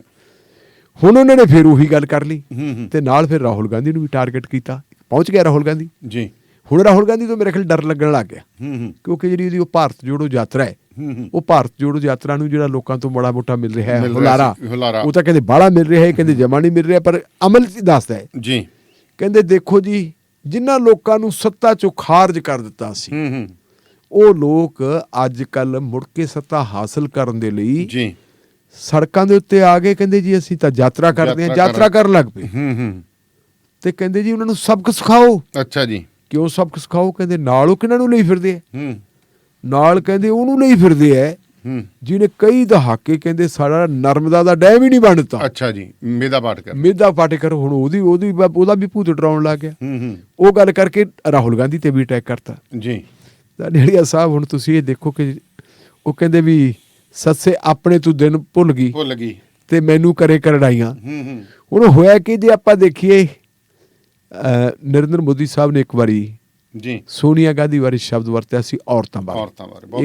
ਇੱਕ ਵਾਰੀ ਤੋੜਾ ਜਿਹੜੇ ਹੁਣ ਪਿਛਲੀ ਵਾਰੀ ਇਹ ਲਾਲ ਕਿਲੇ ਤੋਂ ਬੋਲੇ ਸੀ, ਉਦੋਂ ਇਹਨਾਂ ਨੇ ਔਰਤਾਂ ਤੇ ਬੜਾ ਭਾਸ਼ਣ ਦਿੱਤਾ ਸੀ ਕਿ ਜੀ ਔਰਤਾਂ ਦਾ ਸਤਿਕਾਰ ਕਰਨਾ ਚਾਹੀਦਾ, ਫਲਾਨਾ ਕਰਨਾ ਚਾਹੀਦਾ। ਉਧਰੋਂ ਤਾਂ ਖਬਰਾਂ ਚੱਲੀ ਜਾਂਦੀਆਂ ਸੀ ਟੀਵੀ ਚੈਨਲਾਂ ਤੇ ਨਾਲ ਦੀ ਨਾਲ ਇੱਕ ਆਰਡਰ ਹੋ ਗਿਆ ਸੀ ਜੀ ਬਿਕਲਸ ਬਾਨੋ ਵਾਲਾ। ਹੂੰ ਬਿਕਲਸ ਬਾਨੋ ਨੂੰ ਜਿਨ੍ਹਾਂ ਨੇ ਰੇਪ ਕੀਤਾ ਸੀ, ਜੀ। ਜਿਨ੍ਹਾਂ ਨੇ ਉਹਦੇ ਪਰਿਵਾਰਕ ਮੈਂਬਰਾਂ ਨੂੰ ਮਾਰਿਆ ਸੀ, 3 ਮਹੀਨਿਆਂ ਦੀ ਬੱਚੀ ਵੀ ਮਾਰਤੀ ਸੀ, ਹੂੰ ਉਹਨਾਂ ਬੰਦਿਆਂ ਨੂੰ ਗੁੱਡ ਕੰਡਕਟ ਦੇ ਨਾਂ ਥੱਲੇ ਰਿਹਾ ਕਰਤਾ ਸੀ। ਇਹਦਾ ਆਪਣਾ ਜੇਲ੍ਹਾਂ ਜੇਲ੍ਹਾਂ ਚੋਂ, ਚੋਂ ਬਿਲਕੁਲ। ਜੇਲ੍ਹਾਂ ਚੋਂ ਰਿਹਾ ਕਰਤਾ ਸੀ ਉਸੇ ਦਿਨ ਹੀ ਜਿੱਦੇ ਉਹ ਬੀਬੀਆਂ ਦੀ ਗੱਲ ਕਰਦੇ ਸੀ।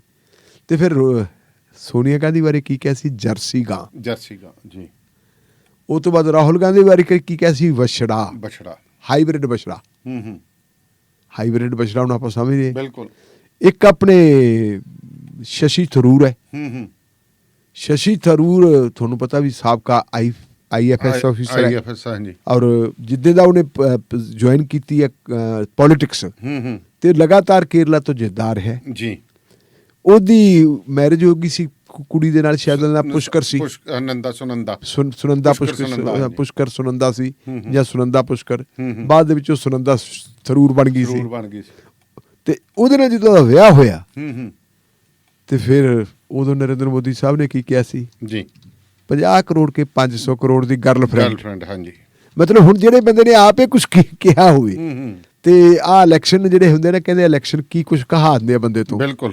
ਹੁਣ ਫਿਰ ਉਹਨਾਂ ਨੂੰ ਉਹ ਵੀ ਇੱਕ ਵਿਚਾਰਾ ਪ੍ਰਧਾਨ ਮੰਤਰੀ, ਉਹ ਪ੍ਰਧਾਨ ਮੰਤਰੀ ਵਿਚਾਰਾ, ਮਤਲਬ ਜਿਵੇਂ ਤੁਸੀਂ ਇਸ਼ਾਰਾ ਕੀਤਾ ਹੀ ਸੀ ਕਿ ਉਹ ਕਈ ਲੱਖ ਦੇ ਤਾਂ ਜਿਹੜੇ ਉਹ ਸੋਨੇ ਦੀਆਂ ਤਾਰਾਂ ਵਾਲੇ ਸੂਟ ਹੀ ਸੀਗੇ ਉਹ ਪਾਏ ਹੋਏ ਸੀ। ਤਾਂ ਉਹਦਾ ਨਤੀਜਾ ਜੀ ਇਹ ਜੋ ਕੁਛ ਹੁਣ ਹੋ ਰਿਹਾ ਗੁਜਰਾਤ ਦੇ ਵਿੱਚ। ਤੇ ਲੱਗਦਾ ਇਹ ਹੈ ਕਿ ਗੁਜਰਾਤ ਦਾ ਦੰਗਲ ਹੈ ਜਿਹੜਾ, ਜੀ ਇਹ ਆਉਣ ਵਾਲੇ ਦਿਨਾਂ 'ਚ ਹੋਰ ਭਖਣਾ ਹੈ। ਤੇ ਪਤਾ ਨਹੀਂ ਰਿਜ਼ਲਟ ਤਾਂ ਕੀ ਨਿਕਲਣਾ ਹੈ, ਪਰ ਮਾਮਲਾ ਇੰਟਰਸਟਿੰਗ। ਜਿਵੇਂ ਆਪਾਂ ਨੂੰ ਉਮੀਦ ਸੀ ਵੀ ਆਪਣੇ ਵਾਲੇ ਜਾਣਗੇ ਇੱਥੇ, ਜਿਹੜੇ ਇੱਥੇ ਸੰਘਰਸ਼ ਕਰ ਰਹੇ ਸੀ, ਕਿ ਠੰਡੇ ਠੁੰਡੇ ਕਰ ਲਏ, ਉੱਥੇ ਪਹੁੰਚੇ ਨਹੀਂ। ਕਿ ਖਬਰਾਂ ਨਹੀਂ ਆ ਰਹੀਆਂ ਅਸਲ ਦੇ ਵਿੱਚ ਗੁਜਰਾਤ ਦੇ ਵਿੱਚੋਂ ਨਾ, ਖਬਰ ਨਹੀਂ ਆ ਰਹੀ। ਆਪਾਂ ਨੂੰ ਵੀ ਦੂਰ ਪੈਂਦਾ, ਨਹੀਂ ਤਾਂ ਆਪਾਂ ਹੀ ਗੇੜਾ ਲਾਉਂਦੇ। ਨਹੀਂ, ਆਪਾਂ ਨੂੰ ਹੁਣ ਗੱਲ ਇਹ ਵੀ ਇੰਨਾ ਖਰਚਾ ਨਹੀਂ ਨਾ ਹੋਣਾ, ਲੱਖ ਰੁਪਈਆ ਆਰਾਮ ਨਾਲ ਲੱਗ ਜਾਂਦਾ। ਚੱਲਿਆ ਨਹੀਂ ਜਾਂਦਾ, ਬਹੁਤ ਜ਼ਿਆਦਾ ਹੋ ਜਾਂਦਾ। ਵੈਸੇ ਜਾਣਾ ਬਣਦਾ ਸੀ, ਤੇ ਜਾਣਾ ਉੱਥੇ ਇਸ ਕਰਕੇ ਬਣਦਾ ਸੀ ਕਿਉਂਕਿ ਉੱਥੇ ਉਹਨਾਂ ਪੰਜਾਬੀ ਕਿਸਾਨਾਂ ਨੂੰ ਜਾ ਮਿਲਦੀ। ਬਿਲਕੁਲ। ਜਿਨ੍ਹਾਂ ਨੂੰ ਪੰਜਾਬੀਆਂ ਨੂੰ ਤੇ ਹਰਿਆਣਵੀਆਂ ਨੂੰ, ਪੁਰਾਣੇ ਪੰਜਾਬੀਆਂ ਨੂੰ, ਜਿਨ੍ਹਾਂ ਨੂੰ 65 ਦੇ ਵਿੱਚ ਉੱਥੇ ਜਾਇਦਾਦਾਂ ਦਿੱਤੀਆਂ ਸੀ, ਉਹ ਜੜਿਆ ਜਾ ਰਿਹਾ ਸੀ। ਜੀ। ਸੋ ਚਲੋ ਫੇਰ ਸਹੀ ਕਿਤੇ। ਚਲੋ ਜਦੋਂ ਸਵਾਬ ਬਣਿਆ, ਬਹੁਤ ਬਹੁਤ ਸ਼ੁਕਰੀਆ ਢਿੱਲੋਂ ਸਾਹਿਬ, ਮਿਹਰਬਾਨੀ। ਸੋ ਪ੍ਰੋਗਰਾਮ ਸ਼ਮਾਦਾਨ ਦੇ ਵਿੱਚ ਅਸੀਂ ਤੁਹਾਡੇ ਤੋਂ ਹੁਣ ਇਜਾਜ਼ਤ ਲੈਂਦੇ ਹਾਂ। ਸੋ ਜੁੜੇ ਰਹੋ ਰੇਡੀਓ ਪੰਜਾਬ ਟੂਡੇ ਦੇ ਨਾਲ, ਤੇ ਕੱਲ੍ਹ ਨੂੰ ਫਿਰ ਮੁਲਾਕਾਤ ਹੋਏਗੀ।